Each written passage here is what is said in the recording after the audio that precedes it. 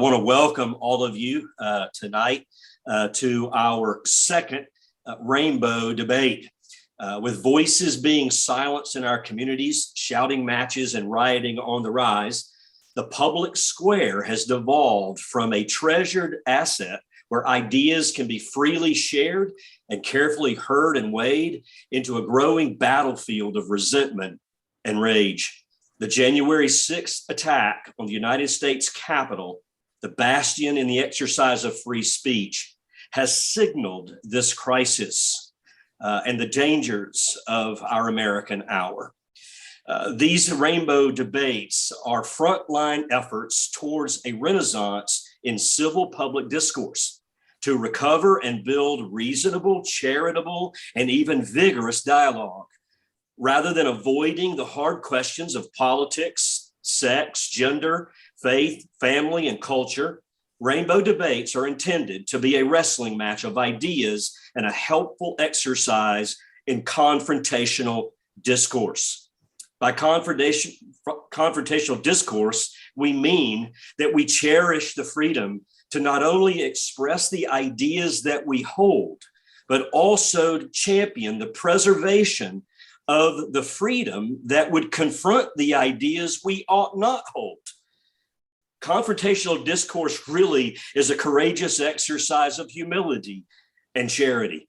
And we are glad that you are all here to join us. If you're new to these debates, we're thankful that you have dialed in to be with us.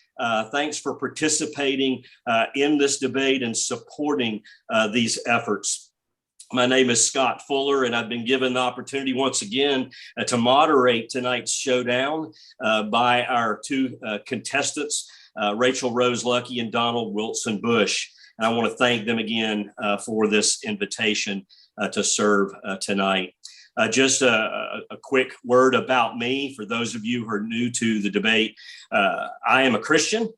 I am a husband to Renee and a father of 5 daughters. And a grandfather to an 11-month-old granddaughter. And they are indeed my instructors, teachers in life. And they've given me plenty of room to grow in moderating arguments. Over the last 40 years, I've served as a pastor and church planter in Western North Carolina and Northwest Georgia. During much of that time, I have been committed to the education and welfare of children, especially children who come from hard places, those languishing in the foster care system. I'm a founding member of One Community United in Rome, Georgia, a civic organization bridging the racial divide and bringing people together from distinct and separate communities into a more united community where fear and mistrust are dispelled and peace and harmony prevail. As an active member of the Democratic Party here in Floyd County, Georgia, I am socially liberal and religiously conservative, which puts me way more in the middle than what you will see in everyday social media. And so thank you, Donald and Rachael Rose, for having me moderate tonight's debate. Look forward to hearing more from both of you. With that said, let me welcome to the debate our two competitors. Rachael Rose Luckey. She has served as president of her Los Angeles City Certified Neighborhood Council. She ran as progressive candidate for Los Angeles City Council in 2022. She is the first transgender officer of the LGBTQ plus political organization Stonewall Democratic Club, and works with the organizing team responsible for pushing forward a publicly controlled bank for the city of Los Angeles. Rachael Rose is also a member of the Lafayette, a Bridge Home Advisory Council tasked with community oversight of one of LA's homeless interim housing facilities. And she sits on the LA Care Health Plan's Consumer Health Equity Council. Rachael Rose commented about tonight's debate. The idea of free speech is practically meaningless if it does not lead to a better understanding between opposing viewpoints. I believe it is possible to have debate in the public square without devolving into a clash of ad hominem attacks, resulting in hurtful insults. If Donald and I can sit down and tell each other our points of view without belittling each other, so can others. So welcome, Rachael Rose. And Donald Wilson Bush. Donald, born and raised in Scots Presbyterian tradition, is a theologian by training and a political consultant by profession. He's currently president of the Woodrow Wilson Legacy Foundation, president and CEO of the Armenian National Association, co-founder and chairman of the board of High Coin Inc., and a founding board member of both Third Millennial Ministries and the Praxis Circle. In his private life, he is a registered Republican and enjoys reading, cartoon illustration, and composing with the guitar and keyboard. About tonight's debate, Donald said, "For too long, modern day conservative white males have borne the brunt of today's cancel culture, where our voices are being silenced and legacies trashed. This has led to a great deal of resentment. Moreover, cancel culture is just one symptom of a much deeper problem of politicizing victims' rights in an effort to make everyone equal. Canceling anyone who is perceived to be dominant at the moment is unhealthy to the free exchange of ideas that is essential to a flourishing democracy." Welcome, Donald. Thank you, Scott. Both Donald and Rachael Rose, they come to tonight's debate from polar opposites in their personal experience. Rachael Rose is a progressive, tree-hugging, transgender Wiccan who supports housing and healthcare as a human right that the government should run and pay for, while Bush is a conservative, cisgender, heterosexual, white male, political campaign consultant and advocate for the historical Christian worldview, which he claims gave rise to the Western civic tradition in the first place. So tonight's debate continues on from our first debate with the essential premise or question being addressed: is the LGBTQ agenda poisoning Western civilization, or is radical Christianity the ultimate cancer within our American democracy? And that is the heart of tonight's debate. We have a little bit different format to the debate tonight. We will begin with a 15-minute opening presentation by each contestant, followed by a 5-minute rebuttal from each one of them. Then we're going to let them both have the opportunity to dialogue openly. As referee, I'm going to step out of the ring and allow them some period of time, about 25 minutes at the most, to be able to debate and discuss together. I won't be far out of the ring, so if I'm needed, I will jump right back in. And then we're going to spend the remaining time, about 15 minutes or more, with questions from the audience tonight. And we'll ask in this format with everyone here, ask that you use the raised hand button on your screen, and we will call on you by order of the hands being raised. And if you ask a question directly to Donald, we'll allow him to answer and then also have Rachael Rose provide a response, and vice versa. If you ask a question to Rachael Rose, we'll allow Donald to be able to respond. And I would say, as just a reminder, they are our two contestants that are here debating.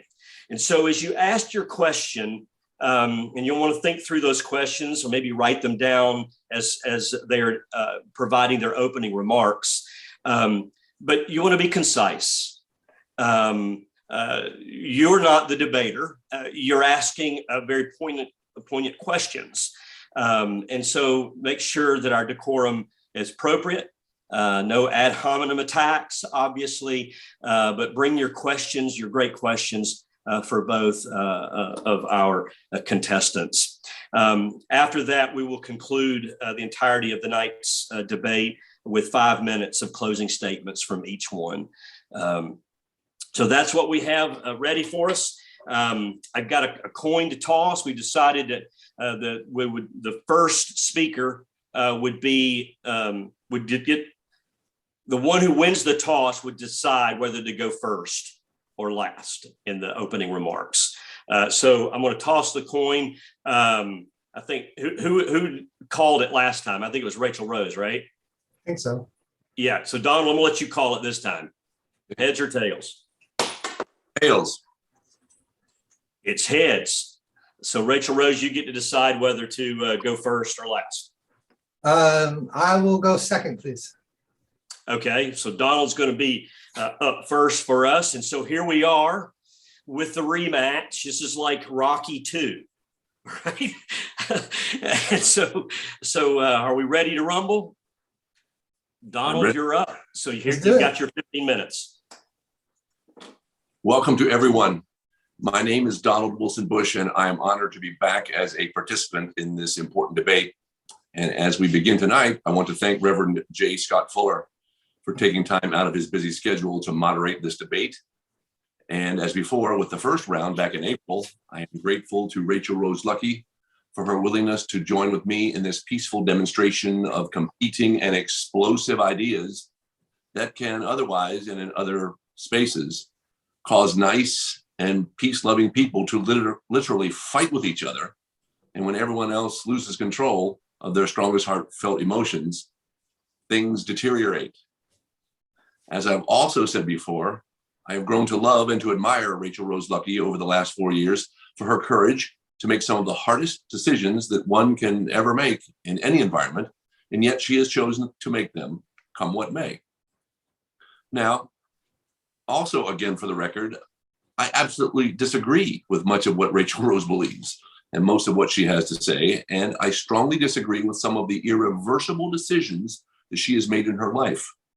But I am committed to upholding the rule of American law that permits her the fundamental right to make these decisions about her own body, as I do with myself and any other legalized adult who seeks equal protection under American law against anyone who would seek to otherwise deprive any American citizen of the right to safeguard one's own body, while at least making an honest effort to safeguard all others.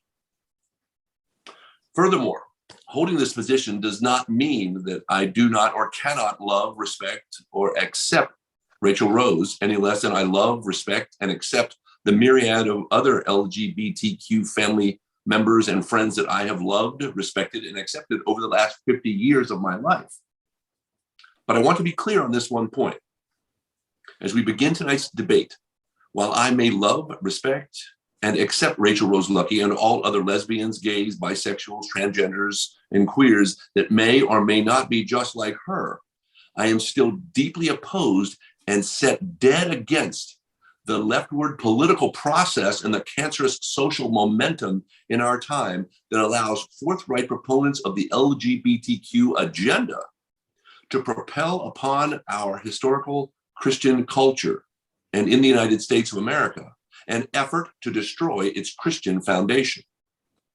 And unlike in the first round of this debate back in April, tonight I will present my perspective on exactly where I think this came from and why I believe that Rachael Rose chose to undergo gender reassignment surgery.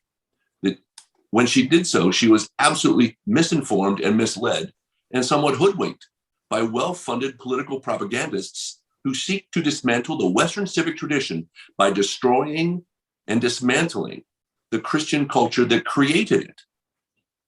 I will expose the political motivation and organizational process behind this agenda.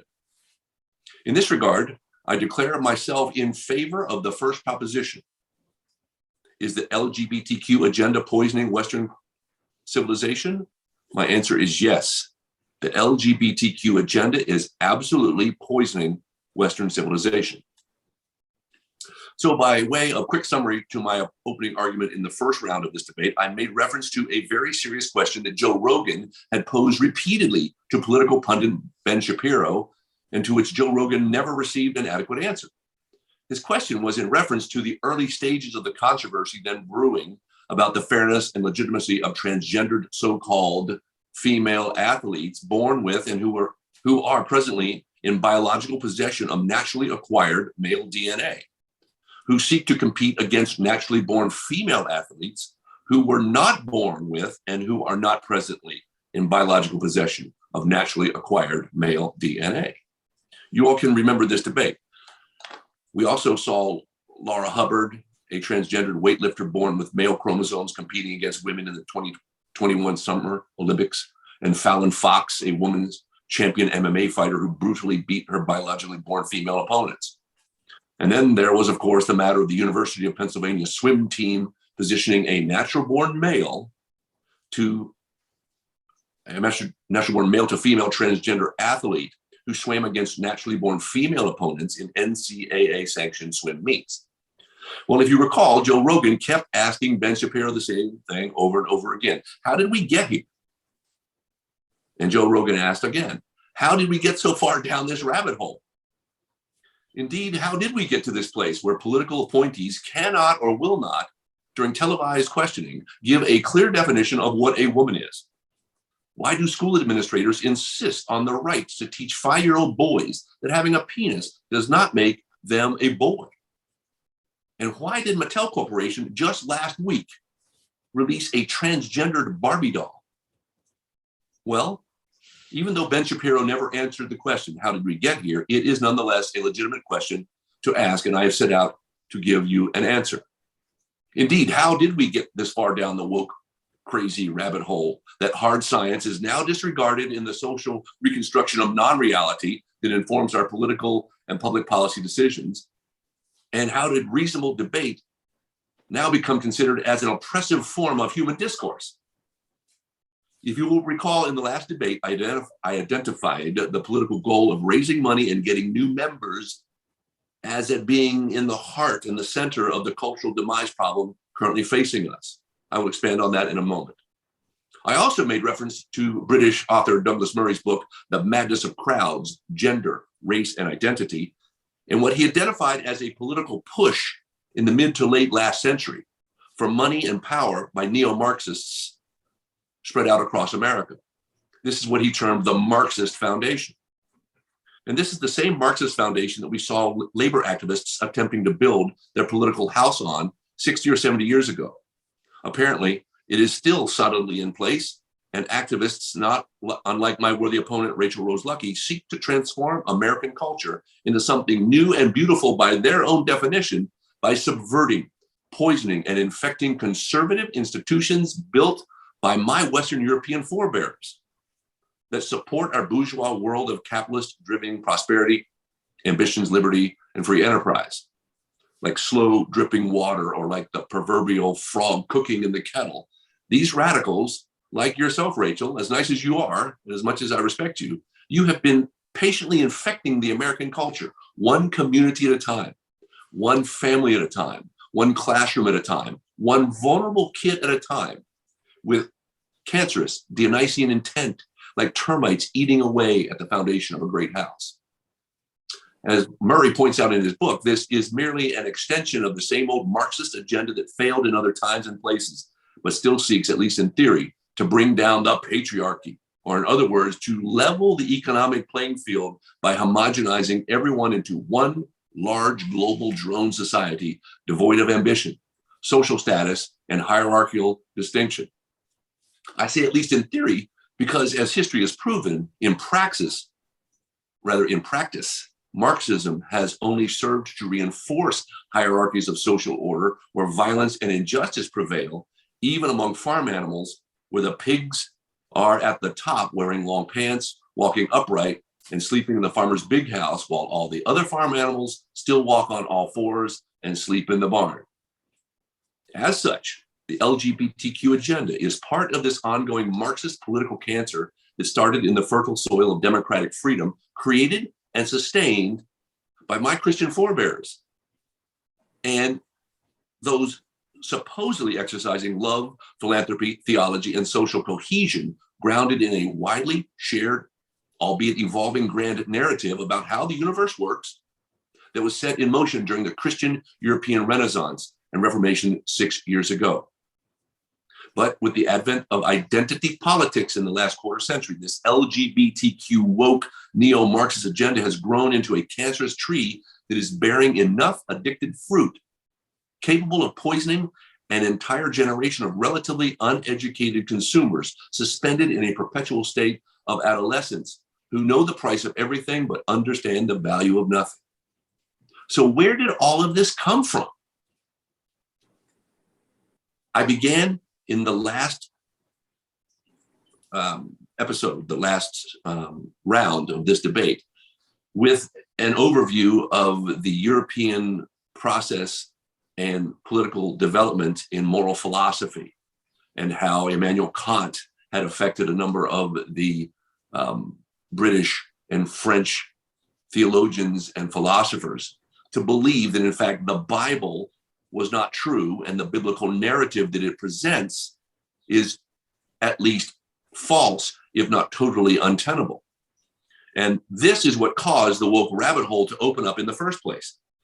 In his book, Kant concluded that our knowledge is based on sensory perception and that we cannot taste, touch, smell, hear, or really and truly feel God. And we can't trust our senses and we can't trust our reason. Well, different theologians that came along after that made different arguments. But as we made our way into the 21st century, into the 20th century, well before the 21st century, people in America and Western European Christian spaces had already created a very unique system of government that allowed for truly oppressed people to get justice.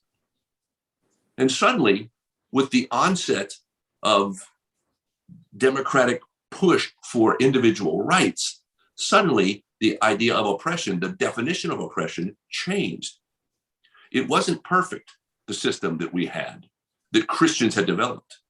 But over the last 235 years or so, the American civic and legal system that they gave rise to has been improving to make reparations and amendments to those processes that allow people, groups living today to receive justice. This was all brought into the world by forebears in the early days of American progress that were really and truly bullied and oppressed and even killed by Western European immigrants and American settlers, not unlike the Native Americans and African slaves who were brought to the British colonies in North America against their will. We've never been perfect as Americans, but the system itself that was created by Christians is in process to bring an evolving state of perpetual justice. And as that perpetual state has come about, reparations and amendments have been made in the form of monetary awards and preferential treatment to those truly oppressed minorities who know how to position themselves and to petition the American government to get free money or preferential treatment if they can only prove that their great-great-great-grandparents were really truly oppressed. Well, after Brown versus Board of Education in 1954, when the truth eventually brought an end to racial segregation in the South, and the Civil Rights Act of 1964 was passed to outlaw discrimination on the basis of race, color, religion, sex, or national origin, the woke rabbit hole started to blow up. And this is when national labor unions started losing members, and the emerging New Democratic Party, which had relied on such unions since the Industrial Revolution for local organizing, started losing ground troops for running political campaigns, and they needed new members and more money. So in the 1980s and the 1990s, the Democrats tested out a plan to cobble together multiple dozens, if not hundreds, of small minority groups to constitute a national base that could compete against the predominantly white Republican Party. And it worked. This is when the New Democrats created identity politics. In a nutshell, identity politics is the process of convincing every other minority group or faction that they are, in fact, an oppressed minority if they will simply join the Democratic Party as members and bring the Democratic Party money, and the Democratic Party will promote candidates of color and different identities that look like them and work to get them justice after these candidates that look like them get elected. Are these groups really oppressed minorities? We must. No. Does the Democratic Party really deliver justice? No. They just keep on identifying new oppressed minorities that will bring in new members and raise more money. And now the Republican Party is engaging in the same minority identity political game in order to simply compete in a growing number of competitive districts. And I can give you facts on this and when I first became aware of it 25 years ago. So where does this leave us? Well, I can honestly say that if your LGBTQ agenda's pseudo claims of oppression had remained on the extreme sideline of the bell curve of public consensus and never went mainstream, I would not really be concerned. But this is not the case.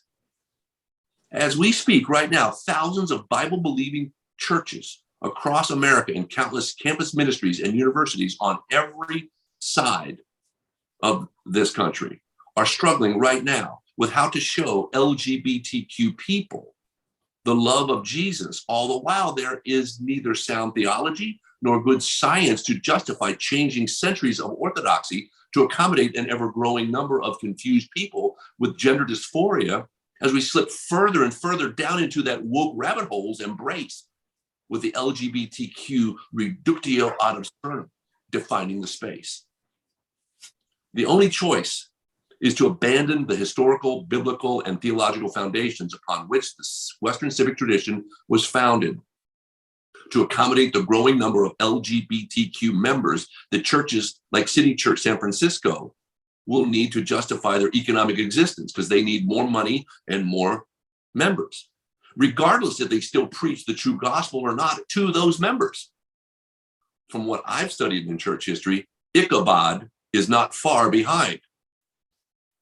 Unless the LGBTQ agenda backs off and stops driving the wedge in our relatively few Bible-believing churches left in America, the only choice is for pastors and theologians to reinterpret the ancient texts with such eisegetical subjectivity as to render the scriptures moot, null, and void as a real standard for faith and practice that is actually tied in some way to the ancient faith. At that point, the cancer will have spread with no real chance for these churches to recover their moral authority. And as a consequence, this great nation, which was founded upon the timbers of the conservative Christian Western civic tradition, will be in peril. In conclusion, I will say that the LGBTQ agenda will be partly to blame because they triggered it. The rest of the blame will be on the heads of church leaders and campus ministers who choose money and members over the truth and who are allowing the LGBTQ cancer to spread as a political agenda into civil society. And when enough of these pastors, teachers, and theologians go woke, then the church is finished in the USA, and God will have to find another group of people through which to dispense his grace. When this happens, the Western civic tradition will be finished just like it already is in Western Europe. I pray this is not the case, and I'm working to keep it from getting that far. But that is why I support this proposition and suggest to you now that the LGBTQ agenda is indeed poisoning Western civilization. Thank you for listening. All right, thank you, Donald. And Rachael Rose, you're up now, and I gave Donald just another minute or two. When we went over just another minute or two, so I'll give you that liberty as well, if you'd like it. So thank you. Go ahead. Thank you. And could you give me a 5-minute warning when I'm up 5 minutes running out of time? Yep. I'll just Just hold raise up your my hand. Yep. Thank you. Yep. I'll do it. All right. Let me pull up. Thank you, Donald, also for being here. At the beginning of your opening statement, you showered me with platitudes, and while seemingly civil in nature, I perceive them to be somewhat disingenuous. By aligning yourself with radical Christian extremists, your platitudes mean very little to me, I'm sorry to say. You say these things all while supporting a political party and Christian orthodoxy that calls for not just my being sanctioned from society, but you are supporting radical Christian extremists who are calling for me to be put to death, all because I am transgender. I don't think you are an evil man, but you profess a level of respect for me with one hand, and with the other, you are a brother in arms with those who seek to harm me. Can't you see how I might be confused by your contradictory professions? To recap from the first debate, here's what I think the LGBTQ agenda is about. It is LGBTQ Americans fighting for protection of our rights as Americans under this US Constitution. It was radical Christian extremists who started a so-called culture war waged against the LGBTQ community. In other words, we did not start this fight. LGBTQ Americans want to be able to live in peace as our authentic selves, and we have been doing nothing more than reacting in self-defense to the onslaught of hatred and violence projected at us from radical Christian extremists intent on disrupting that peace. My community is being slandered with accusations of grooming and pedophilia. These are the same tired false tropes they have been using for decades to incite fear in order to radicalize God-fearing Christians. As Americans, we have the right to enjoy equal access to housing, employment, appropriate health care, and public spaces just like anyone else. We are also trying to protect young people who identify as LGBTQ against bullying and violence that leads to academic underachievement and social ostracization, and all too often leading to self-harm. Nothing nefarious, just us defending ourselves against hatred and bigotry. In essence, what we are fighting for is a society of love and inclusion where everyone feels safe to express themselves as they see fit. Donald, would you not agree that this vision is laudable in creating a free and open society? Is this not the fundamental principle on which modern day Western civilization should stand? Far from being a poison, LGBTQ Americans are shining examples of what it truly means to be free Americans. But preserving a Western civilization of democratic rule is not what radical Christian extremists actually want. They say that's what they want, but it's a lie.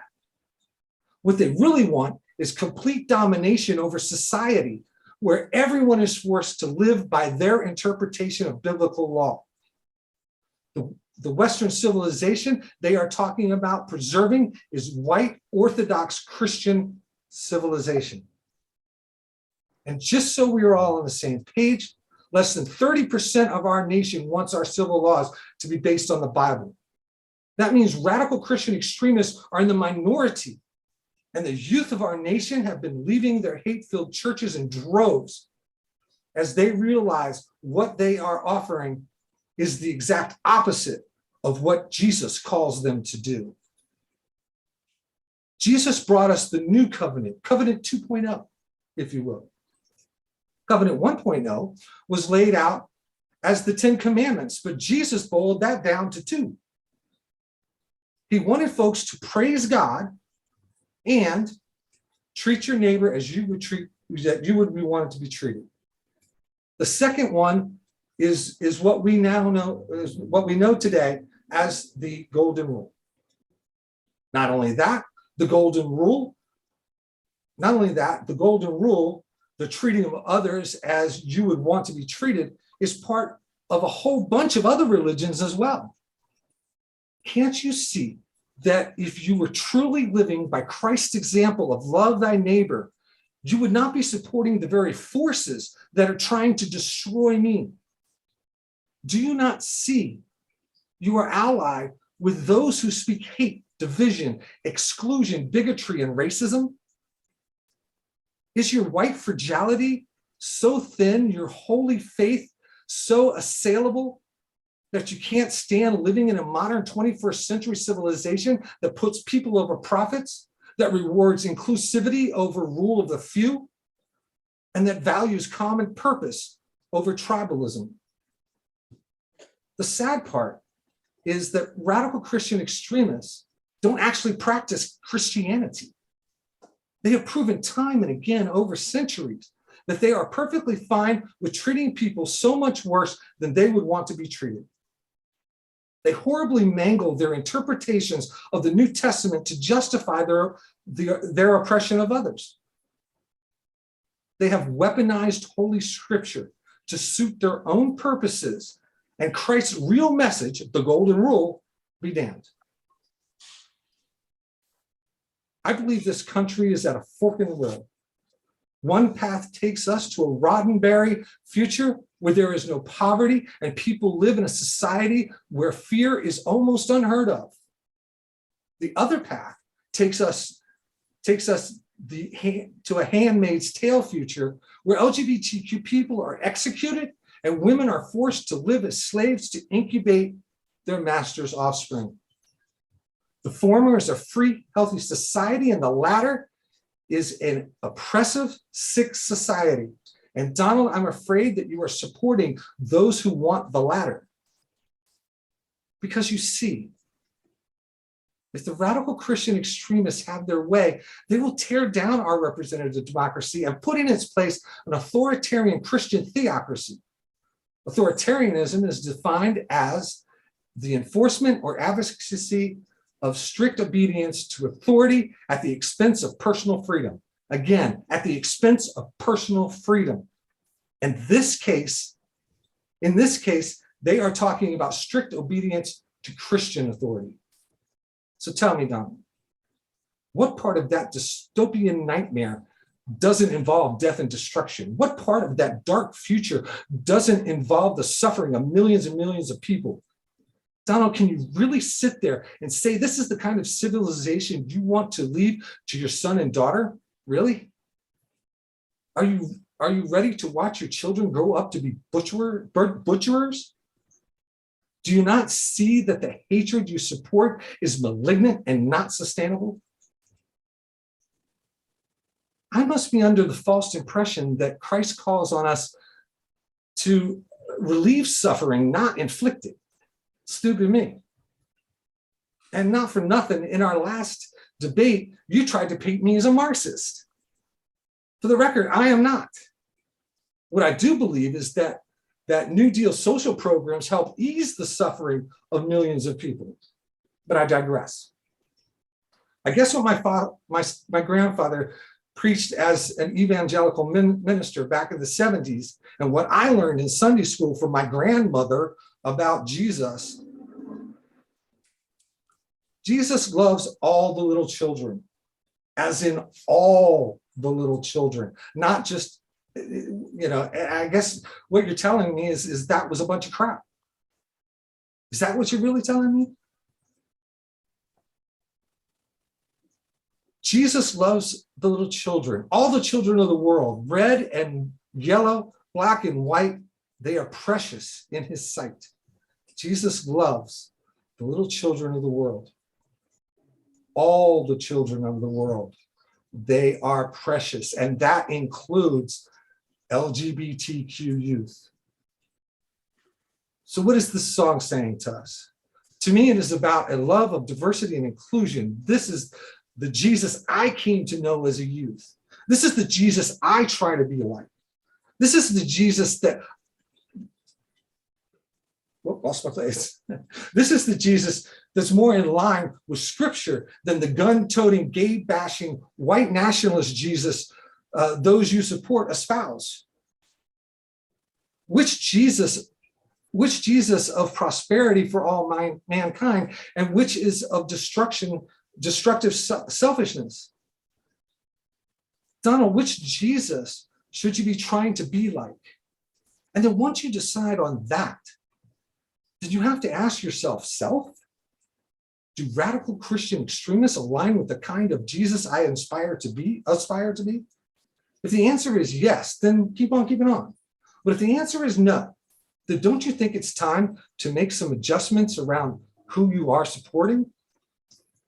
And look, I get it. Change is not easy. You've been told all your life that queers are demon spawn and out to get your children, and that socialism is going to turn everyone into androgynous zombie drones, and black and brown folks are going to do to you like white people have done to them, and that if you don't recognize religion and politics, the evil hordes of heathens will obliterate you. It's like, wow. It must be so very difficult to live every day under the weight and the fear, that turns to loathing, to resentment, to envy, to jealousy, to hatred. You have been hammered over and over again by those who follow that lie, that follow that lie to you, cheat you, abuse you. And at what point do you say there has got to be a better way? At what point does it just get to be too much? Aren't you tired of all the negativity that surrounds you? All this fussing and fighting for what?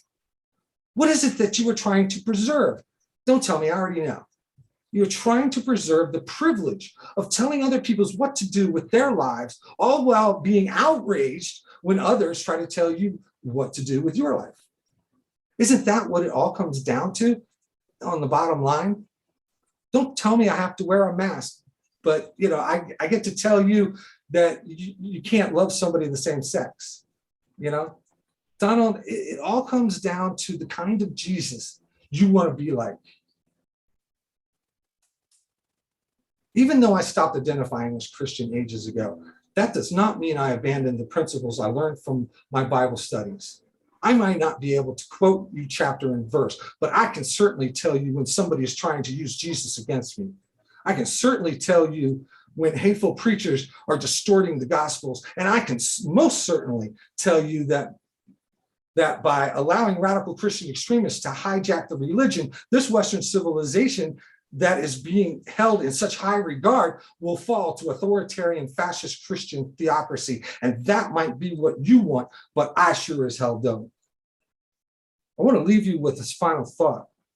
I came across this meme yesterday that has the picture of a fierce looking cat with the words, in 1232, Pope Gregory IX declared that cats were evil and associated with witchcraft and the devil.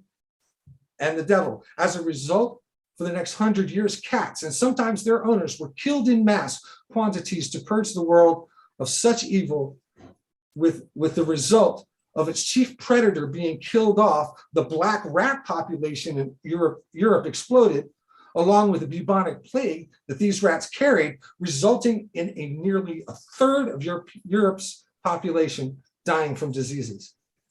The reason I end on this is because it is an example of how one religious leader can have a devastating impact on millions of people.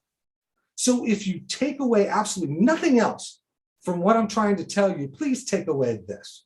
Be very careful who you follow and support, because one day you yourself may not pass the purity test and end up on the wrong end of a rope right next to me.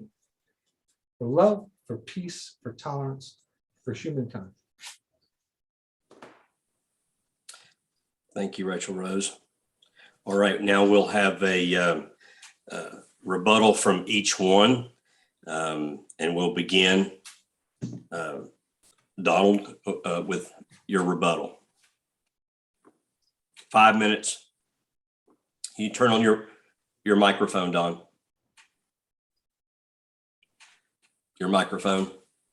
You're on mute.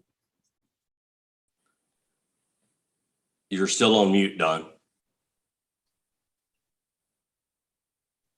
Oh, wait a minute. Wait a minute.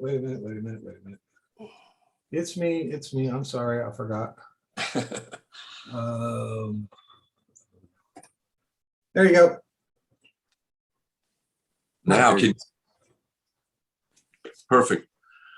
Wow, Rachel, that was very heartfelt and passionate. And I want to make sure that I address your emotions before we go to the reason I disagree with half of what you just said there. First of all, I don't ever want to be perceived as being disingenuous to you. because then I have no credibility whatsoever once I get off the Zoom call and I start living my life with everybody else in a pluralistic society.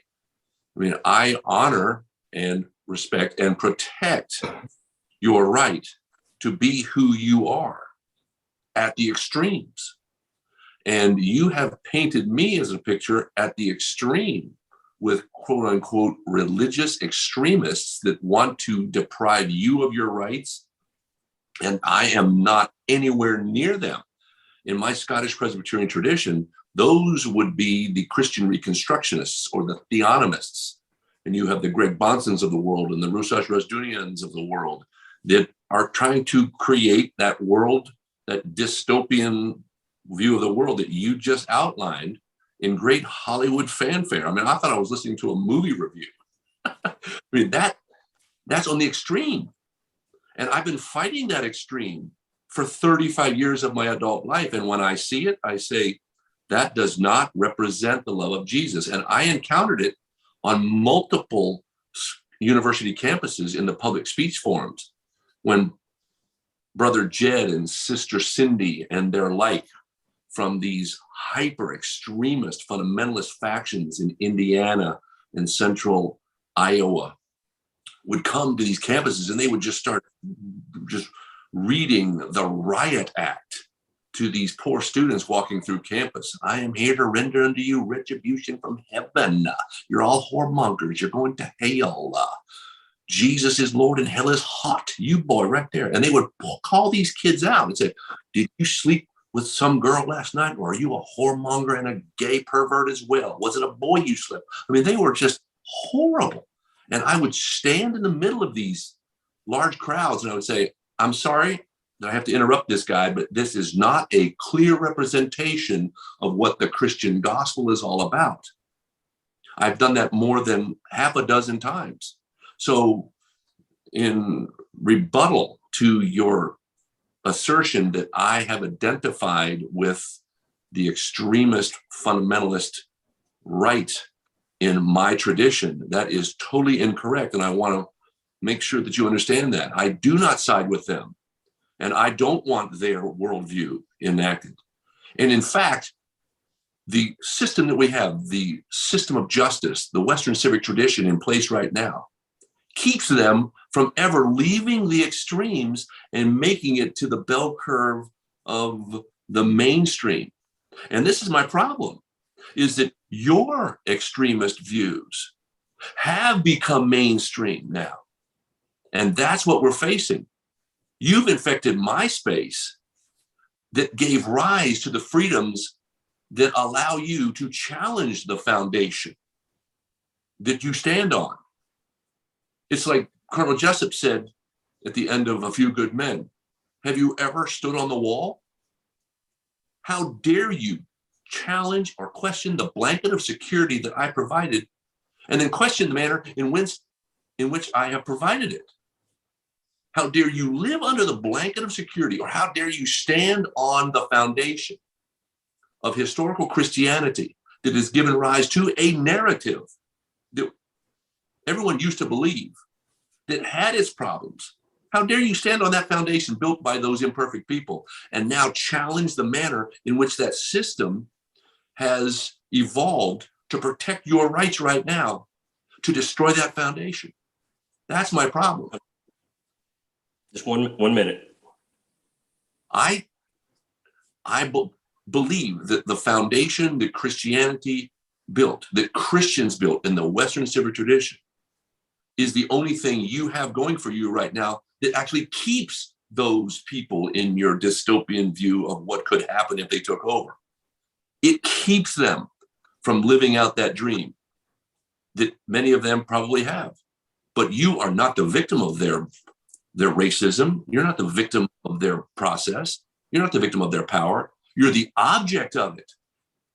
But I do not accept their worldview. I do not accept their end game. What I do is I respect their right to hold their racist emotions, but to hold them in check. But they have every right to be as racist or as homophobic against you as I would be except for the fact that I feel that sanctification has taken place in my life and that God has given me a sense of grace and atonement that I can pass on to you. I just don't want you stealing the foundation that gives me the right to do that. All right, Rachel, your rebuttal. First of all, I didn't say that you were in a league with radical Christian extremists. What I'm saying is that Thank you. you support them. And what I mean by that is every time you vote for a GOP candidate, every time you profess and go out there and talk about conservative values, and you support the right-wing establishment, what we're seeing trending right now is that the folks that you say on the right are friends, these radical Christian extremists, they are becoming more and more mainstream, despite your individual effort to keep them to the fringes. We're seeing more and more candidates from those extreme edges in GOP races and winning. We're seeing mega churches raising millions and millions of dollars founded and based on that bigotry and hatred, on that extremism. We're seeing the youth being targeted at universities and online to be radicalized towards hatred and bigotry and exclusion.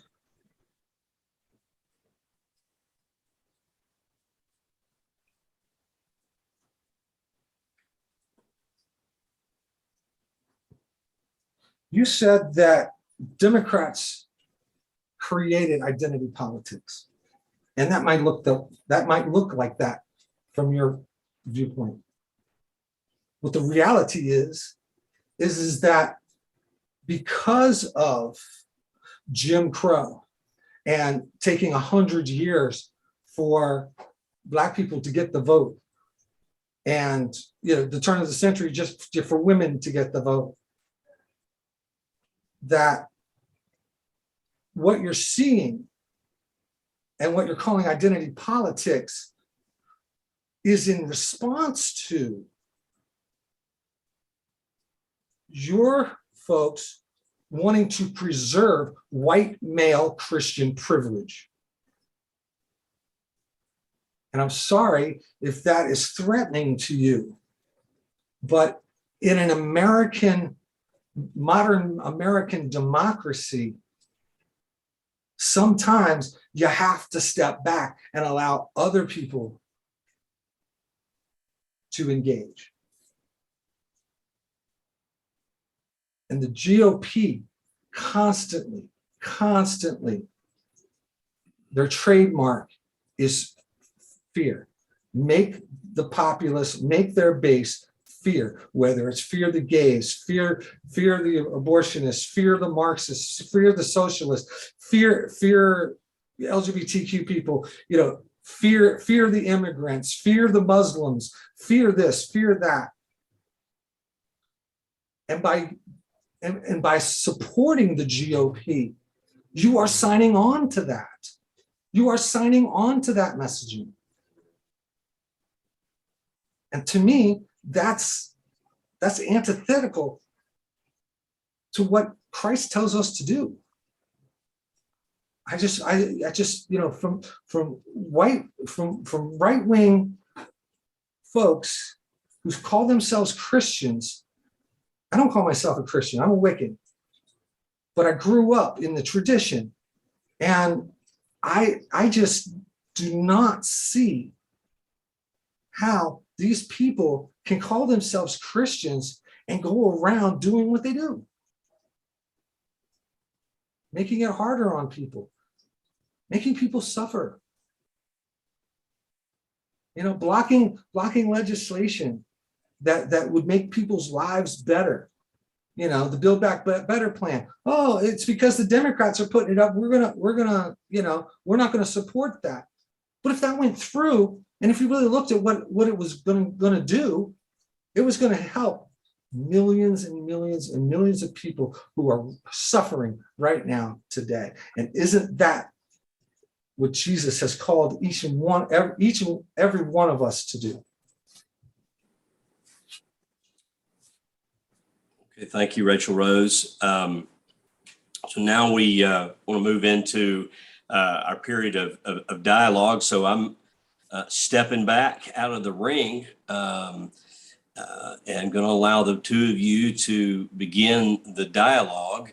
And I'll ask Donald if you would want to start, and y'all just begin your time of conversation. Thank you, Scott. Rachel, you said that I want white male Christian privilege to prevail, that I'm promoting white male Christian privilege. And that is not true.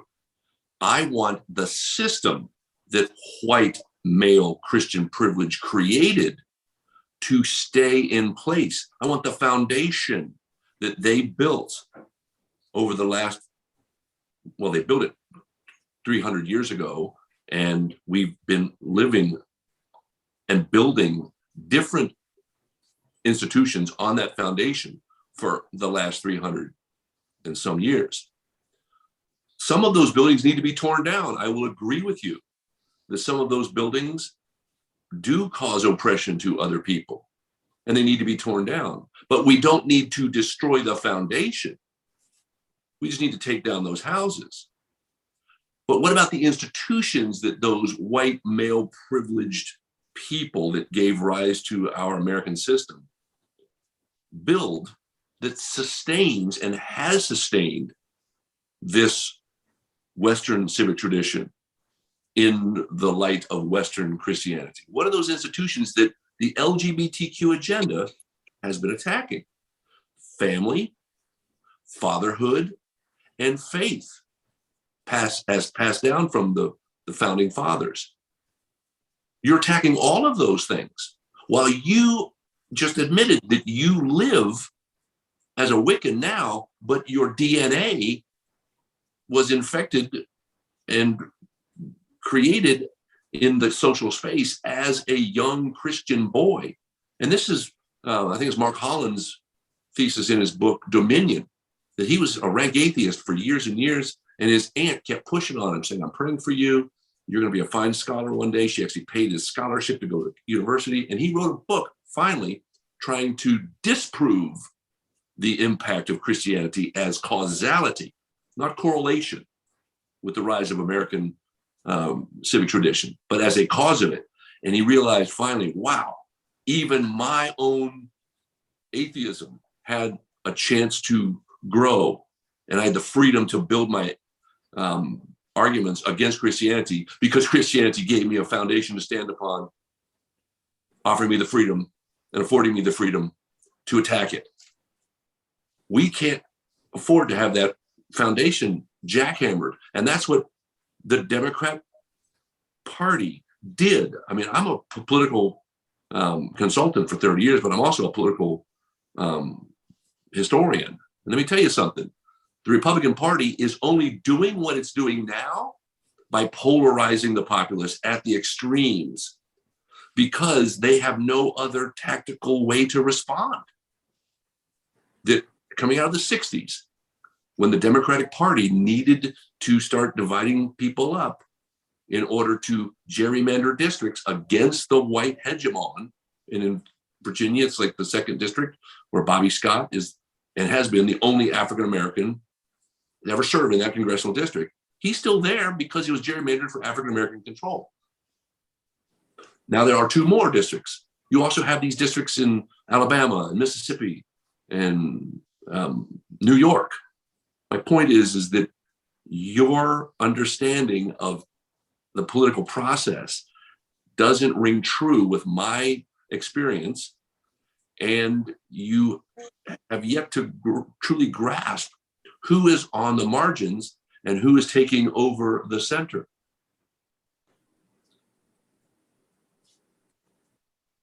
You talk about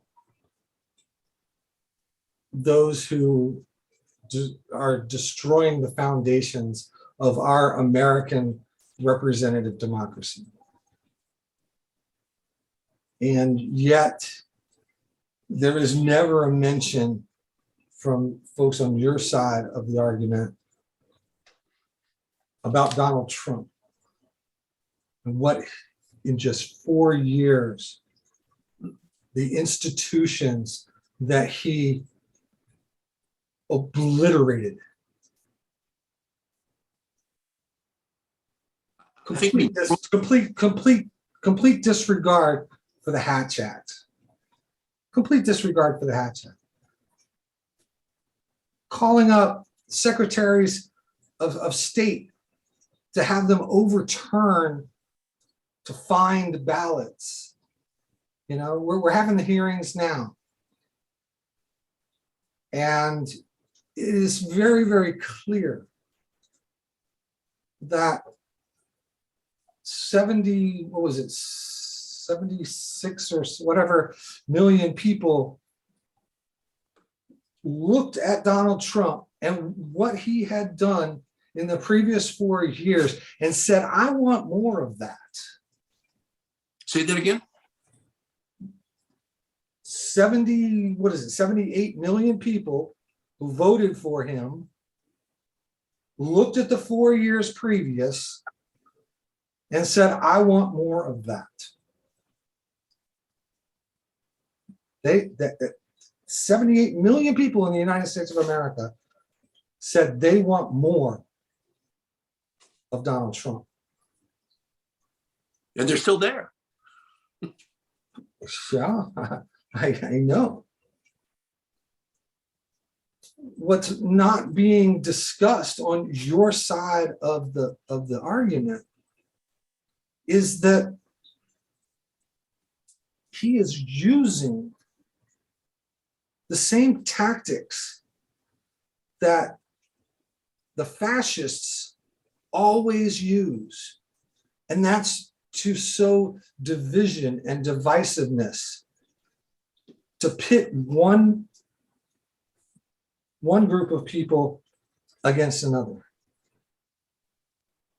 And, you know, he had a beautiful opportunity that he wasted. He could have come into office, and, you know, I understand that years ago he was, you know, he supported Democrats and Republicans, you know, and he could have been a great uniter.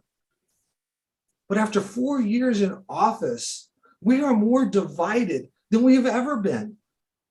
And it is because of him and his rhetoric and the fear of GOP politicos, elected officials and those running for office, the fear of not being in Trump's good graces and getting primaried and getting put out of a job.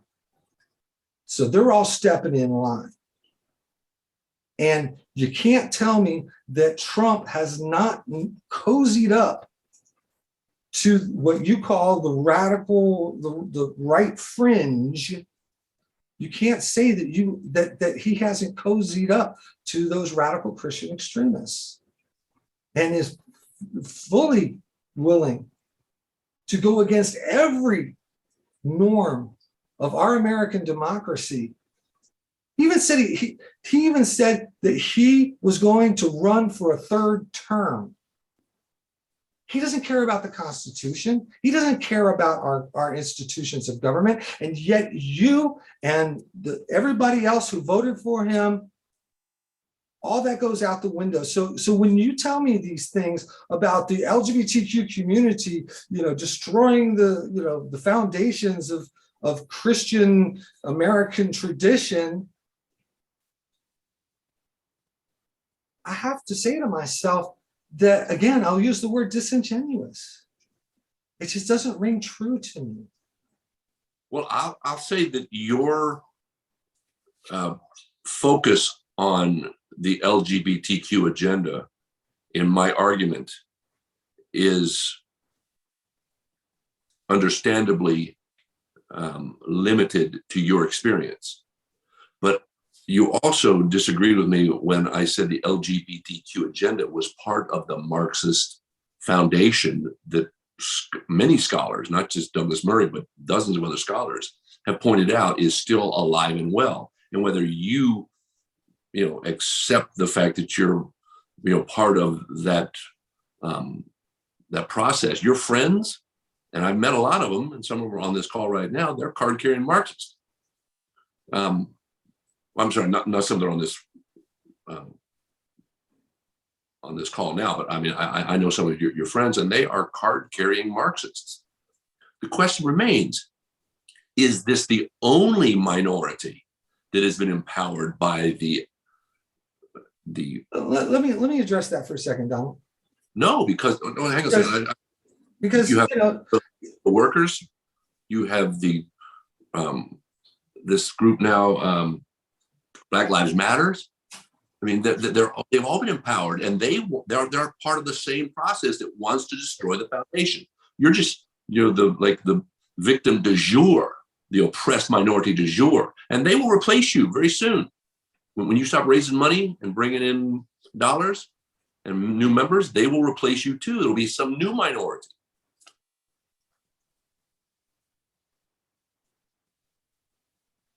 Can you explain how fighting for workers' rights, which you would probably label as a Marxist socialist activity,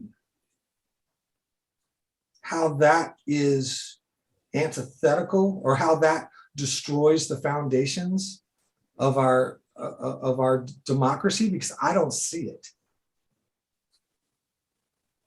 Well, I can address that specifically because it didn't take root. Marxism did not take root in the United States under Woodrow Wilson. Democratic socialism is taking root, though.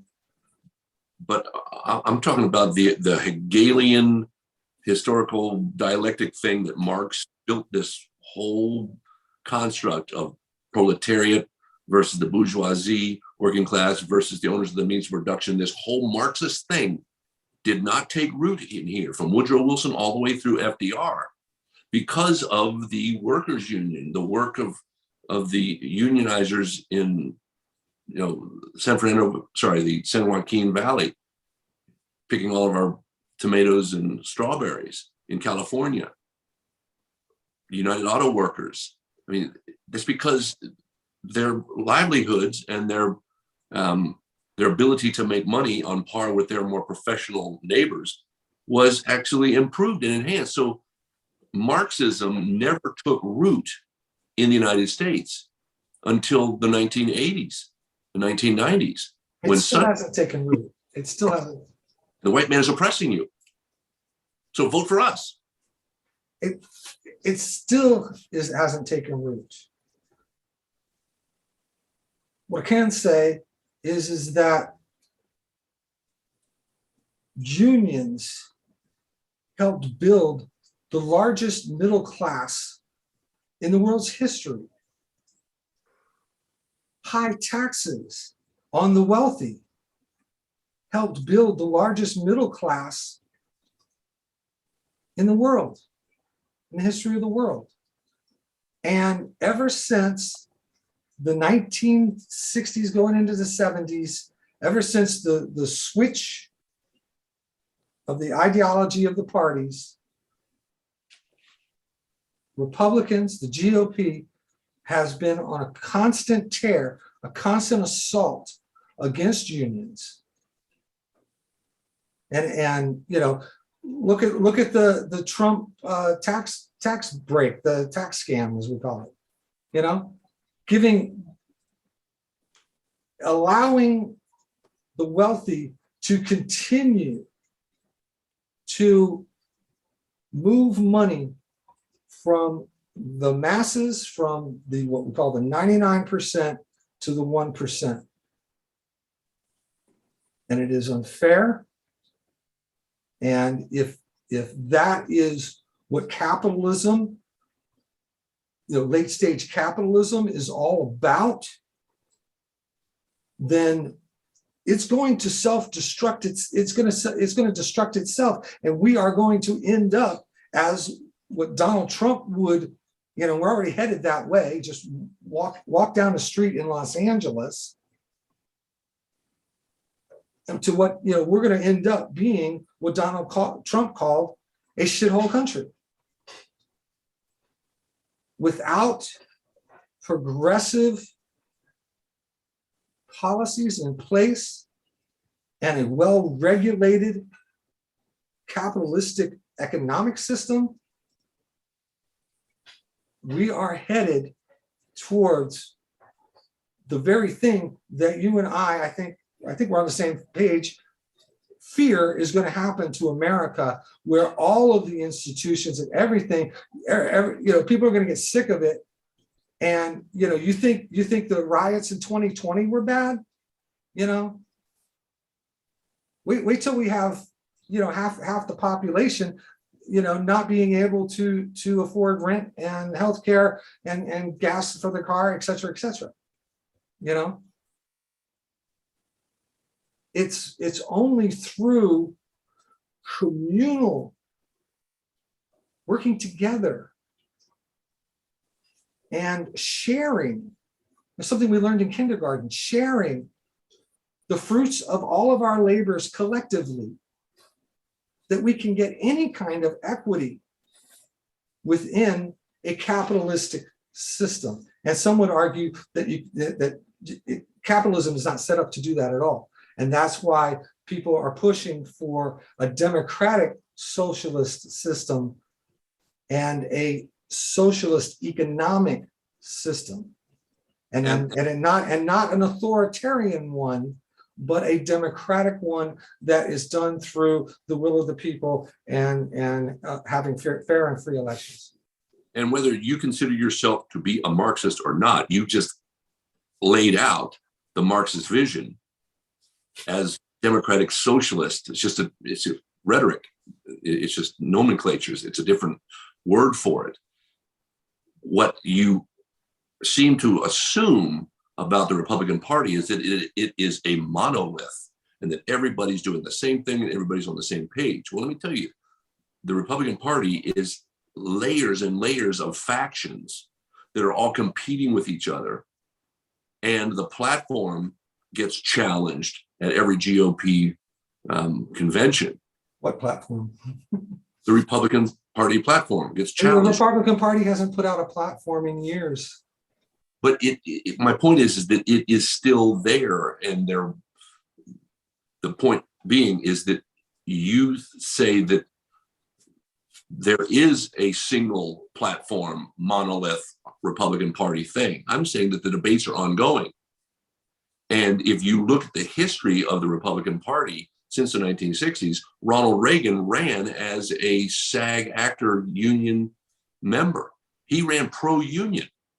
You go to rural Virginia, go to Augusta County, Monterey County, Amherst County, you will see that the Verizon line workers there that are part of the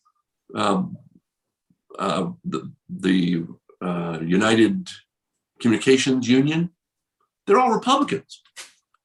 So back during Occupy Wall Street, I was with them putting on demonstrations to call for a right sizing of what has become a crony capitalist system.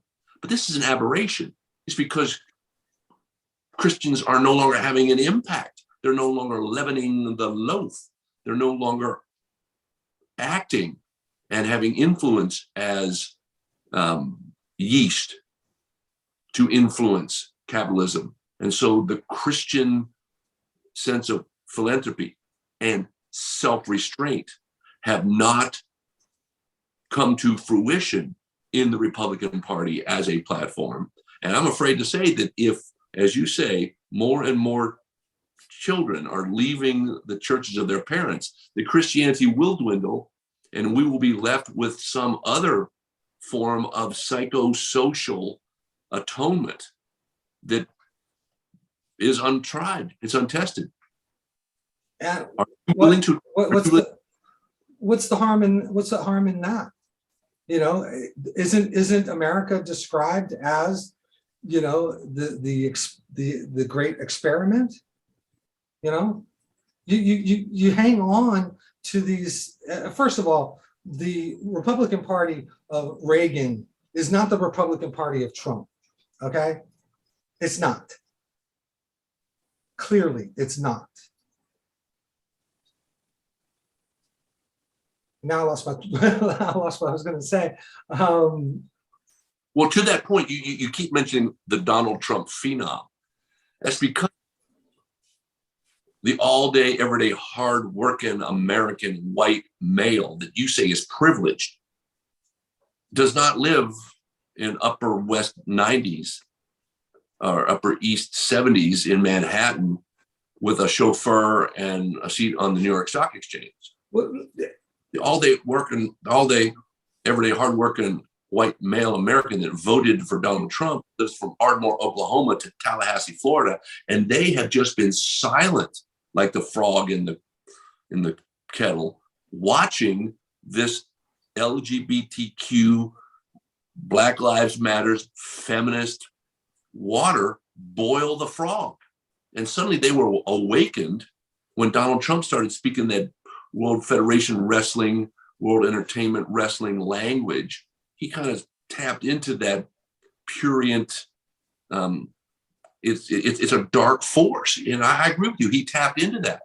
But it's only because they were forced to accept untruths. And you want us to accept even more of them. So a great article sent to me by a friend. What's untrue? What's untrue? That I'm transgender, that I am a transgender woman. You're a transgender woman, but you're not a woman. I have always said that I am a transgender woman. I came to womanhood through a different path than cisgender women do. And that's my point, that what you said right there in Ardmore, Oklahoma, and Tallahassee, Florida, and Amherst, Virginia, and Fresno, that just don't fly with people that understand little boys. And I'll tell you why it doesn't fly, Donald. Because transphobia is rooted in homophobia. They're afraid that particularly white males, are afraid that they're going to hook up with somebody that they're attracted to, and then look under the skirt and see a penis, and oh my God, I can't do that. Now, I can't do that. That's fine. Walk away. But when you root that in violence against transgender people, and I'm against that.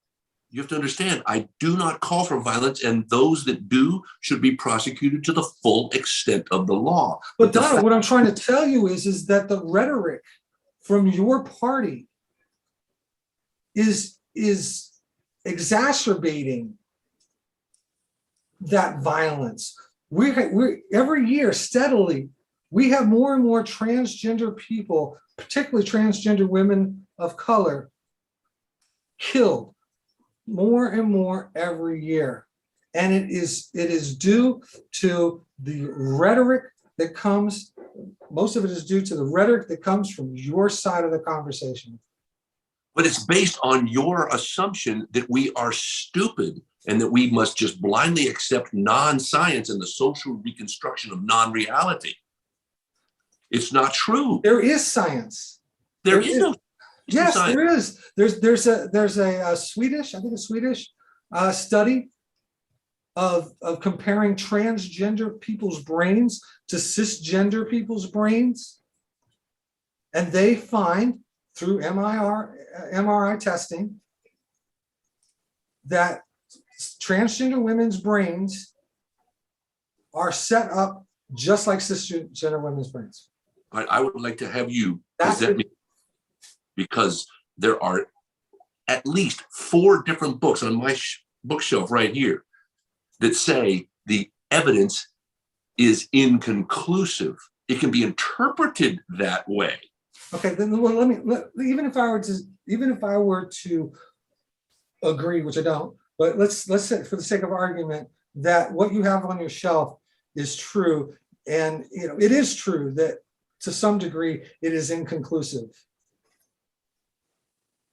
But forcing us out of society the way that the Christian right has been doing, I go to them and ask them, hey, how about taking $2 million of federal funds or $10 million of federal funds and doing a real in-depth investigation as to what are the possible physiological contributors to the transgender experience?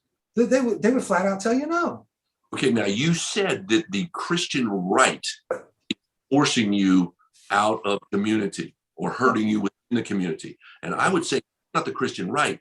That's what you called earlier the fascist, bigoted right mind. Well, the mind of those people are also Shia, they are Sunni Muslims. I mean, this all over. Donald, in this country, we're talking about Christians. They're not the dominant religions in this country. You brought up homophobia. It's not Christian right that's doing it. It's people that have grown up to be ashamed of some aspect of their own psychosocial development relative to a bad father or a bad mother. And it's only in Christianity where there is redemption for that kind of misalignment of one's personality and identity. Now, I'll be the first to agree with you that the church in the United States of America has failed each subsequent generation of adolescents who were raised by bad fathers and bad mothers. And the pain is excruciating. And I've loved many of these friends and family members through the process. And at some point, they all stop working through the pain and say, wait a second, I was just born this way. It was nature, not nurture. And I'm going to join the LGBTQ bandwagon, and I'm now going to start carrying the flag and do gay pride parade. And I'm like, wait a second. I'm not talking, gay reparation, or what's it called, reparative therapy. That's been shown to be a wash. I'm just talking about in the warp and woof of community involvement. The church has failed to even address heterosexuality, much less homosexuality. That's because anytime you talk about sex, they're like, and they pull this Puritan Christian thing, But that's just not. But I saw Scott. I'm sorry, but I saw Scott, and we are at like the 8:30 mark. We're at the time on this segment, so I want to make sure we give it an opportunity for some questions, and so you, Rachael Rose, you have the sign of hands. Do you're keeping track of that? Is that correct? Yeah. Craig Ali is the only one with a hand up so far, and I just asked him to unmute. Please go ahead, Craig. Can you hear me? Yes. Yes. Oh, Donald, my brother. I don't know what to say other than there is a lot to be learned. When you step out on the whole question of white male Christendom and being responsible, for what we have, I think that's a very dangerous precedent. And I say that as a Black man who has studied Frederick Douglass.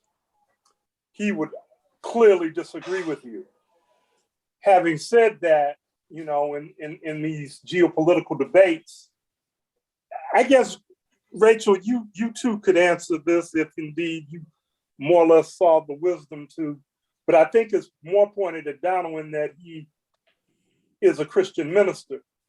And I'll say it by the way of a parable between Mahatma Gandhi and Howard Thurman. They both had conversations with each other, and they both asked each other a question in respect to Christianity. Gandhi's question to Thurman was, why is it African Americans so embrace, this doctrine of Christianity? Thurman's response to Gandhi essentially was, they have an affinity and tie with the Hebrews of Israel. And just as they were persecuted in that land and Moses delivered them, so will this version of Jesus come and deliver us, that feel this way. Thurman's question to Gandhi was, why is it then that the Hindus and your people in India don't embrace this theory? And Gandhi's response to him is that Christianity as you practice it here is nothing more than a vicious cult, not at all interested in pursuing the principles and doctrines of Jesus, but promoting a white nationalist agenda. Having said that, if we look at our Bible, and I'll be specific and read, the chapters from Deuteronomy, chapter 7, verse 1 through 8, we can see that God, in his relationship or his speech to Abraham, chooses them or preferences them over others. And I'm wondering, okay, if that's the case, is there any verse within that, to you, Rachel and Donald, is there any verse within that Bible, because it's a large book, and maybe I've missed something, that counteracts that? That counteracts what? If you read chapter 7, Deuteronomy chapter 7, verse 1 through 8, it clearly sets out an agenda which God favors one group, those descendants of Abraham, over another. So I'm wondering, is there anything that counteracts within that Bible, that verse? Now, do you need me to read the verse specifically? No. I just came back from Israel back about 6 weeks ago. I was in Israel for 10 days, and I have a large Rolodex of Orthodox Jewish friends that still believe that they are chosen, and come what may, they're the only ones that God has blessed and will continue to bless. Now, as Rachael Rose pointed out, we're now in, Christianity, Judaism 2.0, the covenant 2.0, which is the New Testament. And so the verse that I would point to is 2 Corinthians chapter 5, verses 17 to 21. Could you repeat that? Repeat the verse? No, repeat the citation. Corinthians something. You're speaking very quick. Sorry, 2 Corinthians chapter 5, verses 17 to 21, where Paul is speaking to the Corinthians, and he says, while God was reconciling the world to himself and not holding man's sins against him, and that's the New Testament. That's redemption 2.0, right? All right. Because see, I have issues with Paul too, but I'm not a debater here, so I'll just let it stand at that. Very good. Thank you. But what I want to do is to address what you first started out before you mentioned Thurman and Gandhi, which is very instructive. I'm going to have to read that. I'd like to have you give me a citation on where to find that dialogue. I'll look it up on Google if I can. But to the point, this is a Black man in the United States of America who lives under the full faith and protection of the American system, talking to an Indian philosopher turned politician, or lawyer turned politician, that was subject to the old British system that America came out of. And I can remember when it was Twitter. When Twitter first came out, they marketed their first campaign by enjoining top media people, asking them to explain something or to give their view on some area of subject matter expertise in 50 words or less, or 50 characters or less, or whatever it was. And Fareed Zakaria of GPS CNN, the Indian, the Muslim-born Indian that was raised in Mumbai and studied in a Catholic monastery, and then went to Harvard when he came to the United States, he was asked to explain what makes Western civilization uniquely Western. And Fareed Zakaria, Harvard brilliant man, says 4 things. Number 1, Christianity. Number 2, rule of law. Number 3, equal protection under the law. And 4th, separation of church and state. Donald, I'm gonna have to push back on you a little bit here. Okay. In that this more than once this evening, you have basically said that certain people, you know, that we are heirs to like a full faith in justice and whatnot. And you particularly said that about Thurman talking to Gandhi as a Black American. And if he was talking to Gandhi, he was probably talking to Gandhi prior to, Craig, you can correct me if I'm wrong, prior to the Civil Rights Amendment of the 60s. What's the context? Let me be factual. The conversation took place in the 30s. In the 30s, see? And so your assertion that the American the institutions of American democracy have protected, you know, that he had the full protection of American democracy. He did not. He did not. But he was part of a system that gave his children and grandchildren after the Civil Rights Act the same rights that Donald, listen though.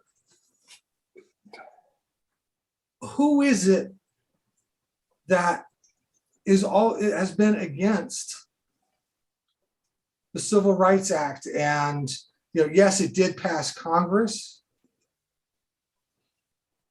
but that was an uphill battle. You know, whenever we go to talk about rights, not rights, protections of rights.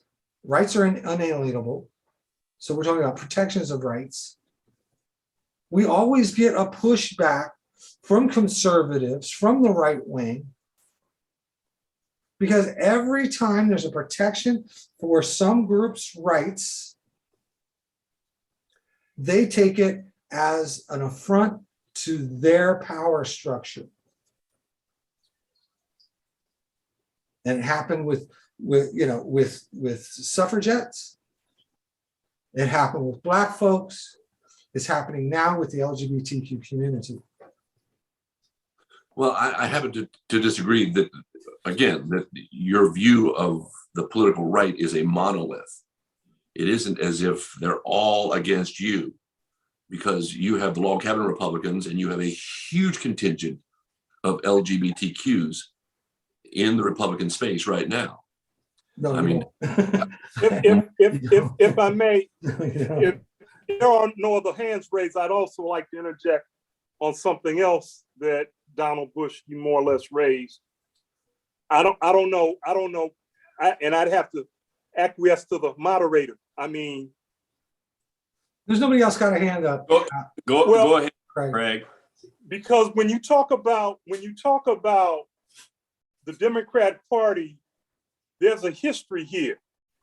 You know, this, white male Christendom thing was due in large part to the Democratic Party. If we look at the Civil War in 1860, it was largely a Republican thing, which had a vicious, I guess you could say, aversion to slavery.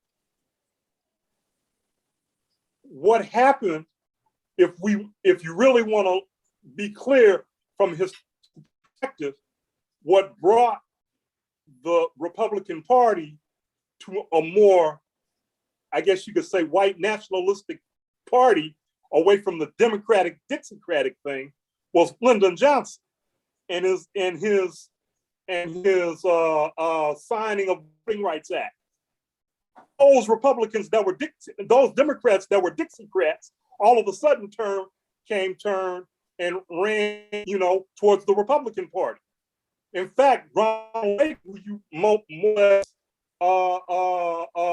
cited, when he ran for president, he opened his campaign in Philadelphia, Mississippi.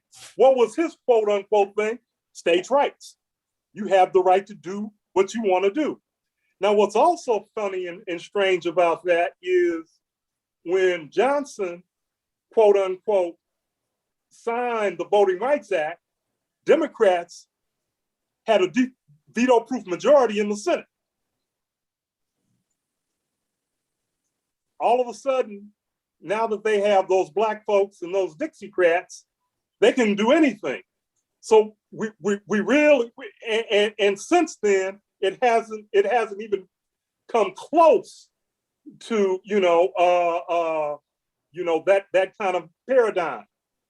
And so it's clearly a question of division in terms of this geopolitical stuff. That I just wanted to put on record in reference to how the Democrats were essentially the party of white nationalism and white Christendom, and the Republicans. In fact, when the Constitution, as far as I know, was adopted, there was no such thing as the Republican Party.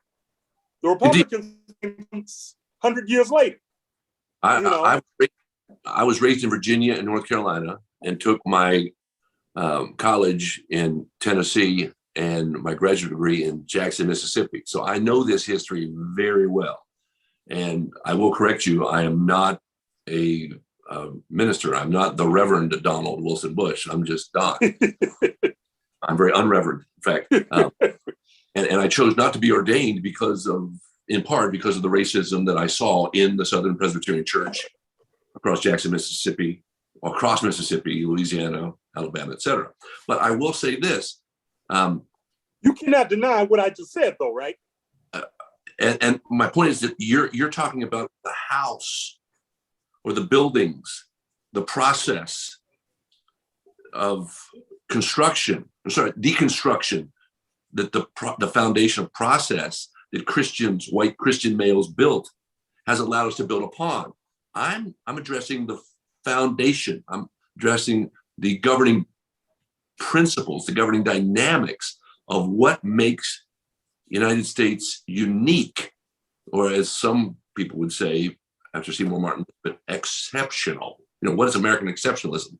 Well, it's not so much the buildings that we've built, because some grow and some fall, but it's the foundation that Christianity gave rise to through the lives of these early Christian, predominantly Scottish Presbyterian, Scots Rite Masons, and Western European white guys.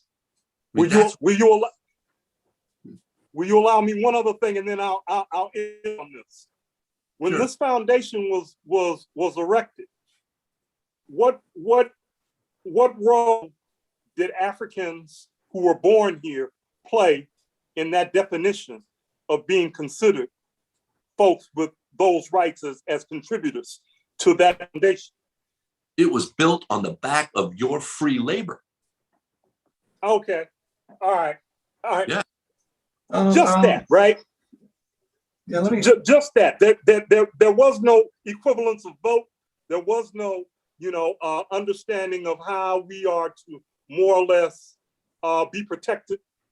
This thing did not allow us to seek protection under the law as you see it. That's my question. But the process they put into place as a foundation has allowed justice to evolve progressively through the generations. And that is due to the this foundation is unique in history. And I realized this when I heard Fritz Zakaria say this. I was driving out of Washington, D.C. the very week I heard him say it. You know, that what are the 4 things that make Western Christianity uniquely Western? He says, Christianity, the rule of law, separation of church and state, and equal protection under the law. And I thought, wow, I wonder if my Jewish friends in D.C. agree with that. So I went to a Buddhist. That's great in principle, Donald. That's great in principle.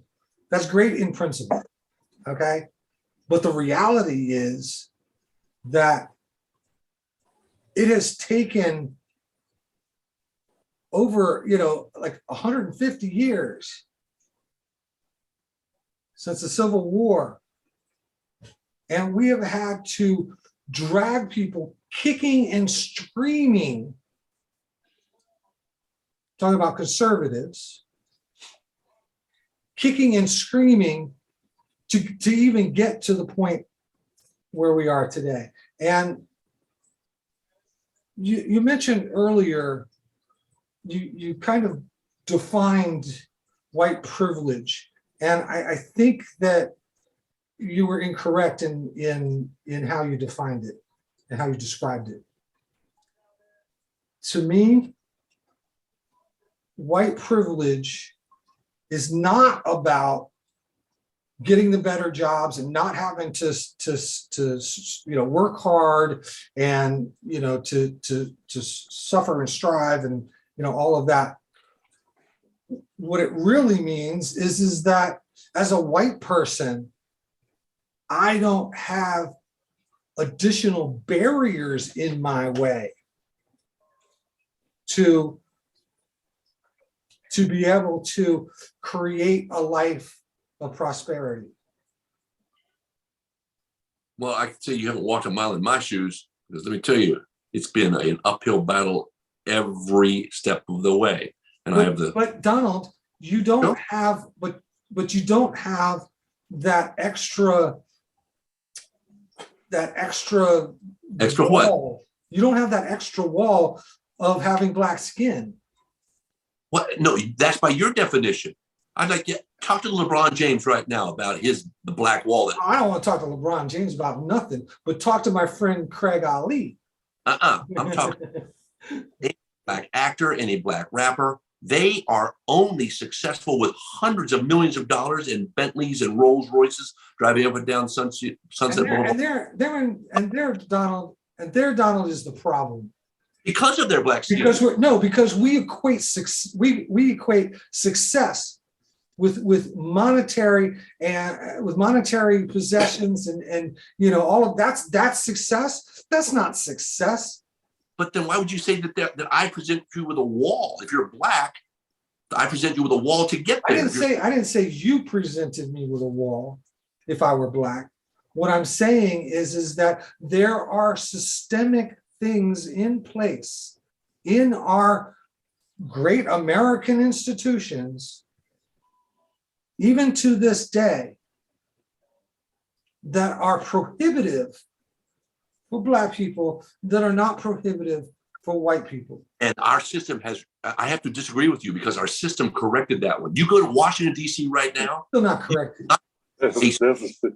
You will not have a single government building that has white staff managing any aspect of the security. They're all African Americans. You go to the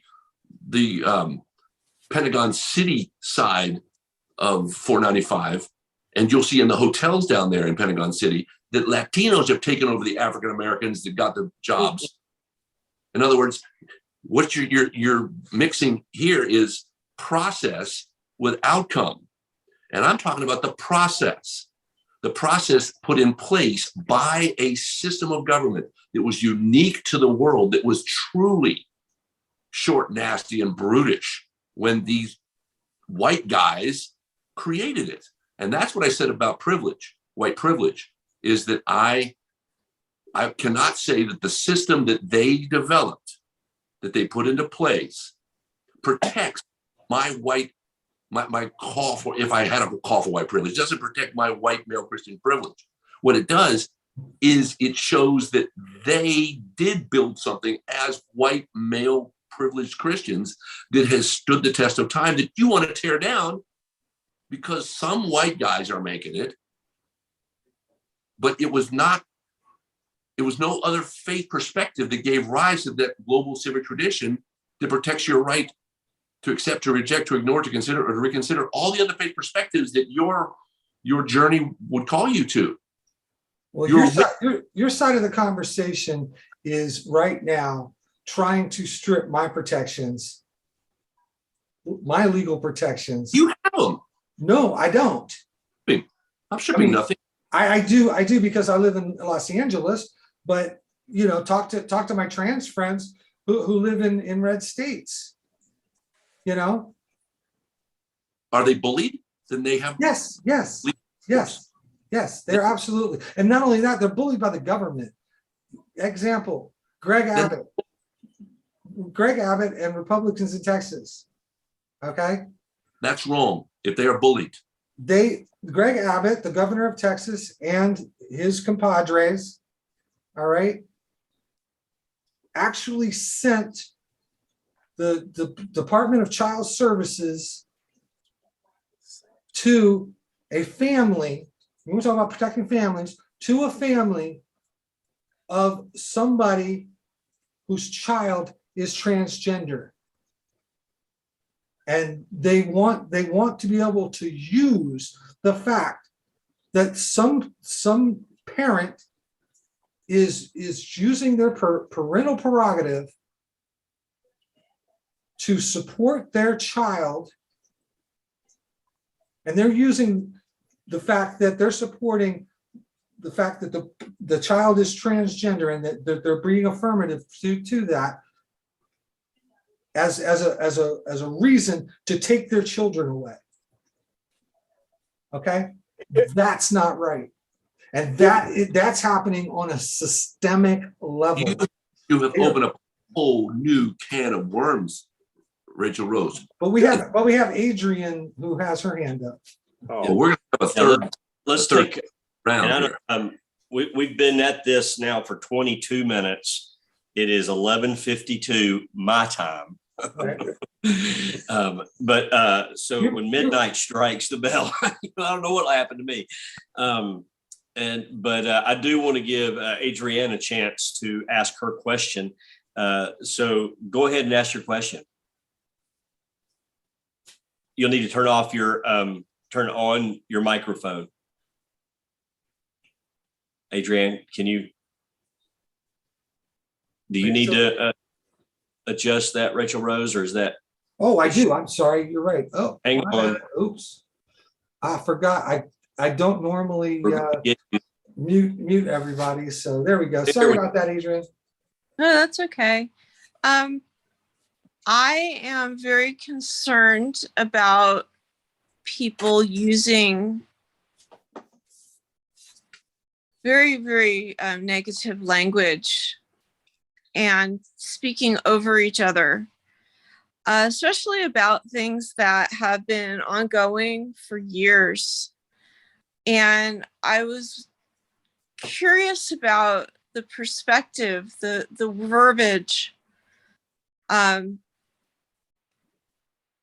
why you feel the reasoning to tell other people what they're thinking or saying would be my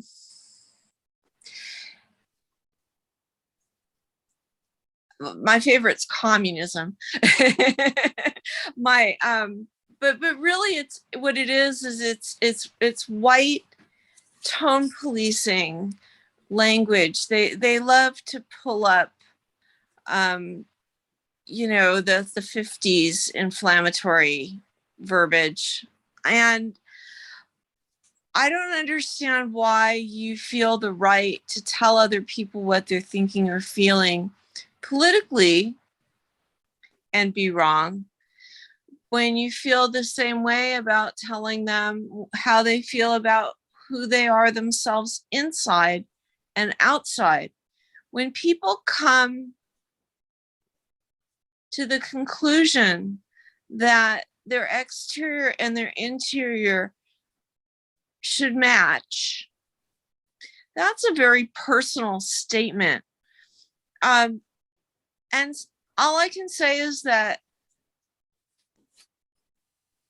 people shouldn't interfere with that process of other people. And if the process is your own process and it's your own journey and you have the right to that. So I just don't understand why you need to tell other people what to do when trans people and LGBTQIA plus people have always been a part of our world on earth here, always. And they've been a part of society and productive in society for many, many years. And I guess as somebody who's not white, but very white looking, and somebody who doesn't believe in your Christianity at all, but is extremely religious in my own religion, and somebody who actually is cisgender female and went to a women's college who understands the rights of people and tries to uplift them. I don't understand how you can call yourself any sort of preacher or uplifting person if you're telling people what to do. That's patriarchy and your white privilege. So that's my question. It's not for Rachel. It's for Don, do you understand the question? Yeah, but I have a question I need to ask her to qualify. Do you believe that children have the right to choose? Or are you talking about adults that have the right to choose their gender classification, as you say? Is this for children or is this for adults?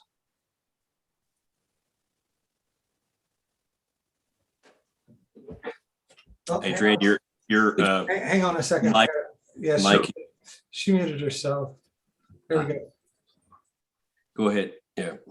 Sorry, my people are who they are fundamentally from the day that they are born. They are who they are, and so forth. So I don't know why you feel that you need to speak for somebody else's family or somebody else's feelings or somebody else at all. I don't think it's an age issue because, you know, the words out of the mouth of babes. I've seen children know they were LGBTQIA plus immediately, you know, age 2, as soon as they have decent enough speech to communicate, they can tell you what's going on. And it's really up to who people are surrounding that person and uplifting that person or who they say they are. No, who developed them into who they become. I disagree with you. They already are. It's biological. That's where your understanding of the data just doesn't support reality. I'm sorry. A 2-year-old is not the same as they are when they're 13, and the 13-year-old is not who they are when they're 30. They're teaching it now and they understand it quite well, as I can tell you that I've seen this time and time again with many different people having grown up, you know, adjacent to and around this community for years, like 45 years, you know, aware of what's going on surrounding me. I think the fear, this is white fear of not being superior or trying to cleave to book that's structured, to keep patriarchy, and you cling to it. And the things you say to me when I hear what you're saying are simply statements clinging to patriarchy and not being open or willing to hear what other people are telling you, even out of the mouths of babes. I've seen babes at age 2-year-olds say, no, I'm not a girl. No, I'm not a boy. And if you say why, they'll tell you why. They will? 2 years old, they understand what's going on. 2 Let me, years old, they'll call themselves they, because they understand what fluidity is. This is not because someone taught it to them. This is not because it's what their family chose. This is what somebody's saying about themselves. And as they grow up,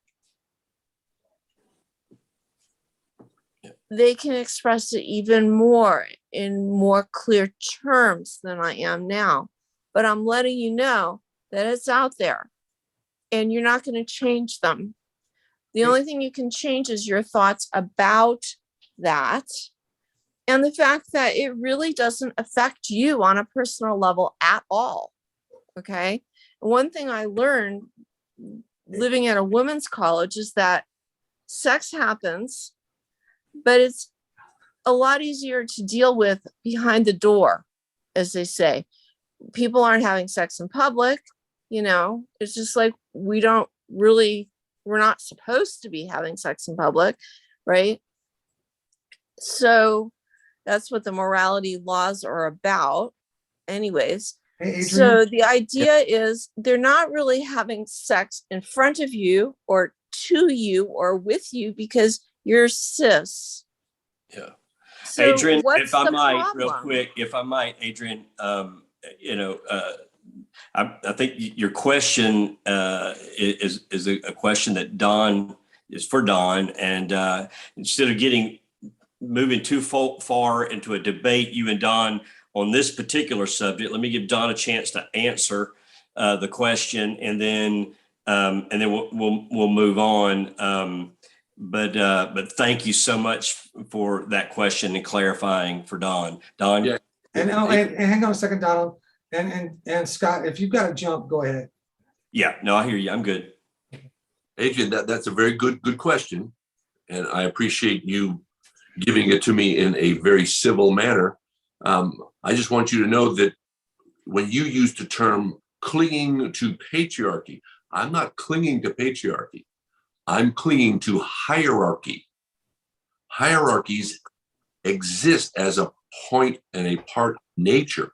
No political party, no political agenda, no community can agree or influence the rise or the presence of hierarchies.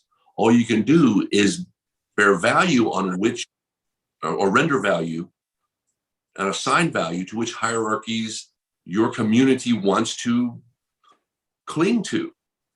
So it's not patriarchy, it's hierarchies in general. And what you learned at your women's college is part of an ideology that is making white, and you call us cisgender. That's your terminology to me. I am a biological heterosexual male. And you asked the question, why do we need hierarchy? Because we have it. And it's the Marxist agenda all these years in the hierarchy, in the historical process of explaining and trying to live out the Marxist ideal that wants to do away with hierarchies where they are here.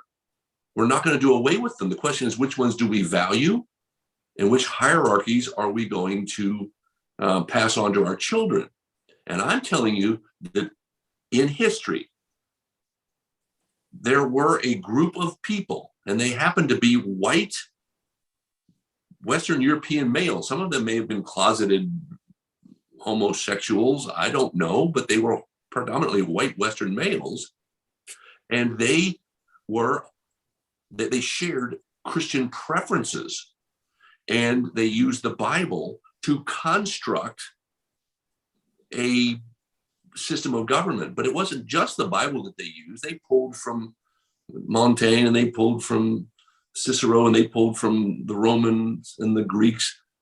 But it was part of a Christian process that called upon Christians to live subject to certain hierarchies that we call civilization. Now, Sigmund Freud was the first to talk about that Christian structure and those dissidents within it. And he called it civilization and its discontents. The Christian system is still in place, and the Christian system is being challenged by more and more dissidents. And it sounds to me like you and Rachel are in the same group. I happen to be a conservative, but not just any kind of conservative. I'm a pragmatic conservative. I want to know what works. How does the system work to benefit the greatest number for the greatest good at any time, while not allowing the majority to overrule the minority? What we have is a Christian culture that gave rise to a global civic tradition at a specific time in history that is under attack right now, is being challenged. And I can say this, that after I heard or read the tweet from Fareed Zakaria about Christianity being one of the hallmarks, the 4 hallmarks of Western civilization, I realized, wow, that's true. If you look at the coexist bumper sticker with all of the faith perspectives somehow represented in coexist, that it's only Christianity at the end that's given rise to this global civic tradition that protects the individual's right to accept, to reject, to ignore, to consider, or to reconsider all the other faith perspectives. And we can have that debate later, because I'd like to have you show me one other faith perspective that has ever given rise to a global civic tradition equal in force and support for your right to say what you said right now in the way you said it, and then to live it out. Only the American system has given the world this, and the world wants it. Those that don't flock here want to take it in their own countries. So we have an exceptional thing here, but it's not patriarchy. It's hierarchy. And our courts and our school systems and police on the street and private property laws, these are all hierarchies of competence and congruity with each other in community. So I'm not going to own the fact that I want patriarchy. I want to protect hierarchies. And there is no hierarchy in the way that our system of government is set up, the way that our laws are set up, the way that the Bible is set up, the way that so much of our society is set up, that the highest hierarchy is male. It's the females have been oppressed and subjugated for eons. And in America, it's still happening. Well, that's relative to play. A female gets paid less than a male. A Black female gets paid even less than a white male. Our system In the NBA, or you're a Black rapper. Okay, of course you can pull out individual cases, No, that's general rule. But what I'm saying is that it does what you're trying to say does not apply across the board. You said that the American civic tradition is to do the most good for the most amount of people. But if you look at the way our country is right now, and has been for a very long time, the majority of the people are being oppressed and held down by the oligarchy. And that's because we put too much importance on a definition of success that is tied around material possessions. I consider myself a very, very successful person, but I don't have a pot to piss in. Well, take that up with the Indian founder of eBay. With Let me take it up with GOP folks such as yourself, who put policies in place that do nothing more than continue these institutional structures Right. that continue to oppress people who are not on that higher level of that hierarchy of white male privilege. Rachel, can I? Hang on just a minute, Craig. Let me, before you ask your question, I just wanted to check in with Rachel and Don. It's 12:11 my time. I'm ready to sign off. Okay. Because I do have work in the morning. All right. But Thank you, Craig. I realize you guys, it's still early on the West Coast, and life is just beginning out there. So I'm glad to leave y'all in this space without a moderator. But I'm not willing to do it without both of your consent. No, Thank you, Scott. let's agree to round 3. Okay, I'm glad to do that, and so just contact me. I don't know if y'all want to sign off everyone now, but maybe if y'all want to field 1 or 2 more questions. I just have one. It'd be a time limit for y'all's sake. I don't want it to keep. If one of you want to, this is your moderator. If one of you'd like to be able to have a way out of here, there's a time constraint that you can. I'm all good. You're all good, Don. good. Are you willing to kind of play through this for a bit longer without me? I told my wife that I'd be done by 9, and she's been calling me, and so I keep clicking, sending it to. And so there you go. I mean, that's yeah, there's hierarchy for you, right? There's some hierarchy working. Actually, Craig, Vincent had his hand up. I don't know, Vincent, you put your hand back down. So Don, you're on your own. You're going to have to sign off and because I'm signing off now. Okay, very good. So you're on your own to say goodbye to folks here. Right, we can pick up one of these questions and move it forward for a different type of format for Q&A or whatever in the next forum. So I bid you good night. Thank you, Scott. Thank you, Scott. Thank you all. Appreciate all of those of you who have attended and your questions. I hope you feel that you've been dealt with fairly. I really appreciate the charitable conversation that you all are having. So have a great night. Hope to see you guys soon. Okay, thank you.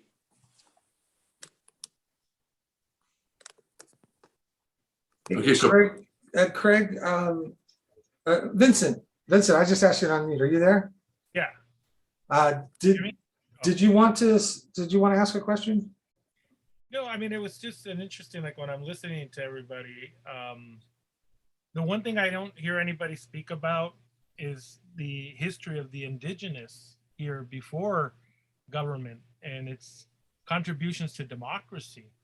And a lot of times, when we look at the history, it's kind of like the Iroquois, when you look at democracy, was given to what now is the American platform. And they often start with that as it's the American platform, right? It's always been built on the backs of other people other than the white structure we have now, including its laws and policies. And that's one of its biggest problems. It's been weaponized. And when you look at democracy, a lot of us from an indigenous standpoint look at democracy as it died at birth, As soon as we became Republican and Democrat, as soon as ideas came into the room and what they considered unity, you created all these policies. So you could have rights that are civil rights. One of the main problems with civil rights is they get gutted out. And when they go to trial, whether it's in a local court, a US Supreme Court, or the US Supreme Court, we see what's happening today in politics with Trump. It's a race to capture every division to protect the House. And it's played by both Democrat and Republican at the people's expense. Yes. But also it feeds into the religious part of it, which sometimes I often tell people, as an indigenous person, it's obvious the history, the brutal history that we had with Christianity and Catholicism, to the point where the structures had to come back and ask for forgiveness for the first time. And we've seen this at all structures, but it wasn't done in the sense because they really believed that they had to apologize. It was triggered because of politics. And what were they after? The vote. They're losing their bases. And they're not losing them because any issue we see before us. They're losing them because of their behavior. It was since the day they stepped on this earth, on this side of the continent, it has always been a brutal battle. And this is why, if we do not include the indigenous aspect of it, they were the first ones to meet them on the continent. And they met them openly. You read Christopher Columbus's stories and you read his notes, and he marveled at who they were. No ownership. We don't even know if they own anything. They're just so giving people. These are things that none of us could have influence over. Some of the greatest things that they contribute to this world today is still being enjoyed. The Aztecs gave you the calendar. The Mayans gave you the zero. And yet none of those things are brought up in anything. And sometimes in religion, it's isolated itself onto the Bible. And even the Bibles, and no matter how some are written or not, or what they believe in or not, man has always interfered into it, rewrote it to its need. As we've seen, like some in the King James Version Bible, right? Some of those aspects of that. But from the indigenous perspective, it has always been, we've been left out. The founding fathers understood that they left the monarchy. When they landed on this continent, democracy is born. Democracy is born, and it's indigenous by right. They didn't have a system like this. You didn't have a governance where you sat in a Senate or anything like that and you heard people out, because it was very important to the indigenous structure, so we understood and we were organized. Yet that story has never been told. But it has been perverted to what we see today, where it's now you're going to put a red suit on or a blue suit, and then we're going to scramble people. And then they're going to weaponize religion, and religion has allowed itself to be weaponized, and it has always been used as a weapon. This is why we hear all these horror stories in history that have never been told. And so I was telling Rachel one time, when we talk about evolution of life, and we talk about the Bibles and how people perceive life, we always go to the biological point that God created everything on this, right? And so the indigenous have a different belief. But if we go by that belief, I've worked in the industry of science with being a staff biologist with California Department of Fish and Games. And one of the key things that I brought up to several people were, we do have things that are older than all of us, older than our thoughts, older than our minds. And we have a fish particularly called the California sheephead. The California sheephead, without anything done by man, been there for hundreds of years, is born female, and through its environment, which we do not know if it's choice or not, transforms completely into a female. The males that do not cross over stay male and breed. And in some ways, through science, we've seen that it's how they keep their population in control. And I took that one time to the Vatican. We actually went over there and to different people and said, what do you think about that? Because as a person that has always looked for truth, not religion, truth, How can we see through history how religion has actually held its ground, its foundation? That's another thing people don't talk about. They want to talk about what it is now or what they perceive it to be, but it doesn't have a good ground or a good foundation. Neither does democracy in the United States. And that scares a lot of people, puts people in a place where they want to believe. Everybody wants to believe something. But to me, when I ask them that, I want to see that response. And far too often, they always tell me, that's Darwin's theory of evolution. No, this is pre-Darwin. This is something me and you could not create into this fish. And it's not the only species of animal that's on the planet that has never come into question by it. So I often, I just wanted to say that because I heard all this stuff, but I never heard anybody talk about, like the indigenous people having the impact that they have today and the reasons why we're seeing it rise up in the political world. Because I know one of the things that both sides are scared of is that the Latino vote's coming up. And they need to capture that. And when all that bad history that this so-called government has given us our rights and our privileges and has really stripped them from us, they're starting to peel back everything. And the Mexican, the Latino, however they may identify, is really starting to realize that they connect more with the indigenous side.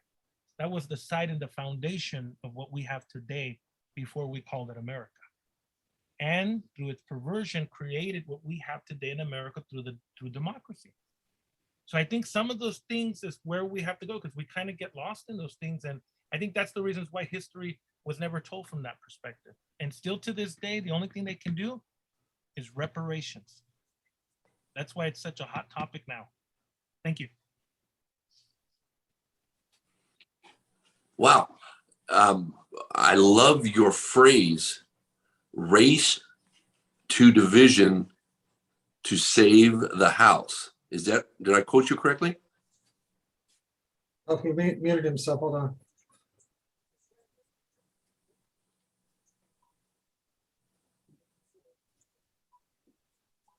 Correct. Vincent, that was race to divide to save the house. Correct. See, that's power politics. And I'm told that in the United States Senate, and I have several friends that are there now, that in the cloakroom, there is no real left and right, Democrat, Republican. It's those of us that are at the top and everybody else that's at the bottom. So it's, representative government as we experience it now is those at the top and those at the bottom. And that is one of the hierarchies that I want to protect, is that there are hierarchies of privilege associated with hierarchies of competence. The question is, who gets to sit in those high spaces? Well, if you're an African American and you grew up playing basketball in the middle states in the country, you have a good chance of making it to the NBA statistically, but you have to be recruited by a school that's going to get you into play, right? Well, so there are hierarchies of competence among African American males playing basketball between the ages of 14 and 19 that white boys in those same spaces cannot compete with. You speak about the indigenous groups that were displaced by the Western Christian white privileged guys that showed up here with, guns, germs, fire, and weaponry. I mean, the Western system that protects the indigenous right to express themselves on or off the reservations, right? The Cherokee Indians, the Choctaw, etc. They have rights that are protected that 500 years ago would not have been protected because there was no faith perspective among that plurality of pagan earth spiritualists from a Christian perspective that ever gave rise to a global civic tradition that would protect their right against the next tribe to a peaceful coexistence. It just didn't happen until Western Christians came to the United States to do it. And I carry this pain with me, knowing that my forebears killed off 56 million or more indigenous Americans while we enslaved African Americans. I mean, I carry that with me. And I don't make any excuse for them. It was wrong then. And I'm so glad that they put together a system that allows reparations, even at the point of proving that you're 136th, Cherokee Indian, so that you can have a part in the casino on the, Cherokee Nation property that American citizens in North Carolina on the other side of that reservation border do not share. There's a hierarchy of privilege associated with that reparation. And this is the process that we have in play that the Democratic Party is presently able to strategically manipulate better than Republicans. But as I read in California about 10 years ago, I have a book by Dale Maharidge, teaches down here in Orange County. He wrote a book called The Coming White Minority and California's Future. Somewhere in 2012, 2013, there became statistically more non-white Californians than there are white Californians. But to present evidence of that statistic, you have to pull together all of the minorities in California. Well, guess what? I think this is going to come to a state near you that, as you say, Latinos proliferate, it's going to happen. That the white majorities are going to continue to fall. I think there is go away. That African Americans and Latinos and Armenians and Coptic Christian from, immigrants from Egypt are not going to benefit from? No, they're all going to benefit from it. But I think, Don, one of the things you look at Kaepernick, right? And Kaepernick made a really good video about when we talk about Black people or Latinos having good paying jobs like in baseball and football. These jobs were not really jobs. Are they getting paid a lot more money than the average Black or brown person? Probably. But if you actually do the math on them, they're really not. They're underpaid. And more importantly— Wait, what was it? Say that again. You're saying that Kaepernick's job that he lost when he went against the rule, he was a dissident inside the NFL system. He was a dissident. You're saying that he wasn't paid higher than others in that hierarchy of competence with his right arm and his ability to throw? Not when you look at the owner structure of the system, predominantly. And that's the thing. Yes, remember, I agree. It's part of the illusion of when we want to say that there are laws that protect us. Those laws are laws that have been given to brown and Black folks and indigenous folks by white people. A reservation isn't a protection. The reason why those people really don't even bother about saying, hey, you guys got rights because you're on a reservation, is because they clearly understand that the reservation is impoverished, because government will give you these borders, these properties, but no resources. And that's historical. No, I'm talking about process of reparation that they have received as resources. Correct. But those are things now that are even being challenged because the narrative of what a reparation is being controlled by the white structure, the House. No. I'll take you to Cherokee, North Carolina. I'll show you some very, very rich chiefs that have not passed it down to the young squaws, to use old language on that. I'll give you one in California, Bruce's Beach. Are you familiar with Bruce's Beach? I am not familiar with Bruce's Beach. Okay, so that was a very highly political reparation. So Bruce's Beach was given back to the Bruce family, which was a Black family that owned it. And I heard about this. And so one of the major problems with it, again, and the reason why the indigenous part has to be put on it, reparations originally when it started was to give back to contributions of indigenous, Black, anybody that was here that was going to put up a stake for it, right? Well, part of giving the land back is not giving it back to that generation of people. And I have a similar situation because our families were the families that were up in Dodger Stadium, that our homes were taken away from us. And so land back for an indigenous person is always back indigenous.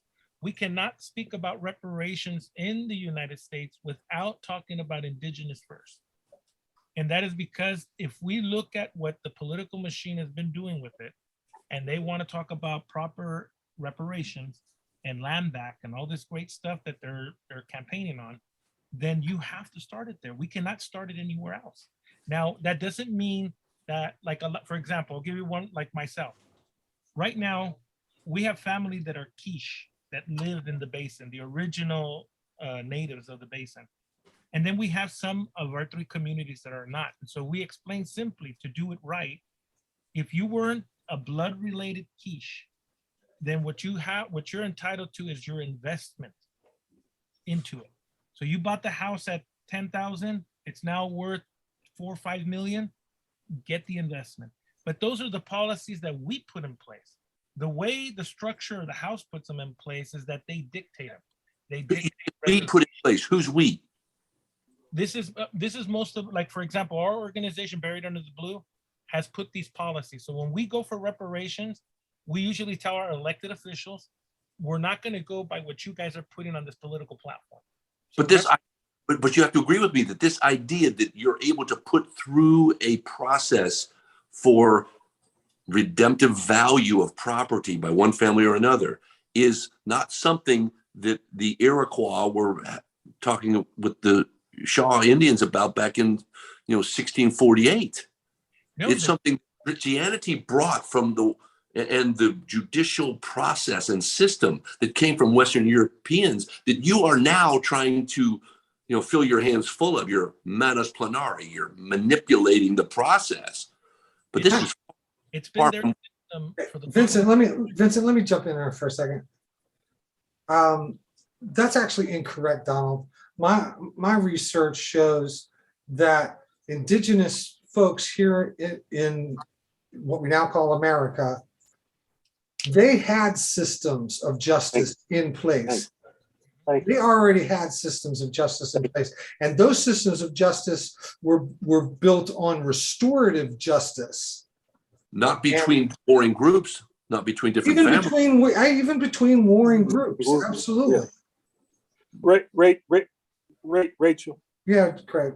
One other thing, and I'll leave on this. Because when I asked him the question about the indoctrination, and he responded with Fareed Zakaria's point, I think what we have to understand is Christianity in and of itself started out as a spiritual based, I guess you could say, practice by many Africans, Asians, and it got, for lack of a better term, hijacked by a different set of folks, who were interested in power. Now, if you pose the question to me as to what it is we can look at that addresses that, if we look at the spiritual based things, because Islam, when you think about it, you have the fruit of Islam, and then you have the dogmatism. What you see in reference to what many Muslims practice is a form of Wahhabism, which is not necessarily Islam, but it's based on a dogmatic thing, and we can see that very same practice riddled or rife in Christianity. I'll end on this point within that, because much of what you talked about is socialism versus capitalism. And to that degree, I have to agree with Rachael. As a socialistic people, yes, we all share. Anybody who doesn't see the need to share in what is abundantly fruitful for all, has a sickness, because he feels that he's going to be replaced. And that is not a person with a deep spiritual sense. one last point within that is that as people, you know, most of the indigenous people didn't have a problem with each other. Yeah, there were skirmishes and fights, but by and large, it never came down to a question of, well, I'm going to put a tap on the water supply and then charge you 5 cents for it. I'm going to put I control the sun. That is not, I don't think that is within a person with a spiritual base to more or less do. There's enough land, there's enough food for everyone, and anyone who tries to hog it is clearly, you know, not that is right. Done. Thank you, Craig. Thank you, Craig.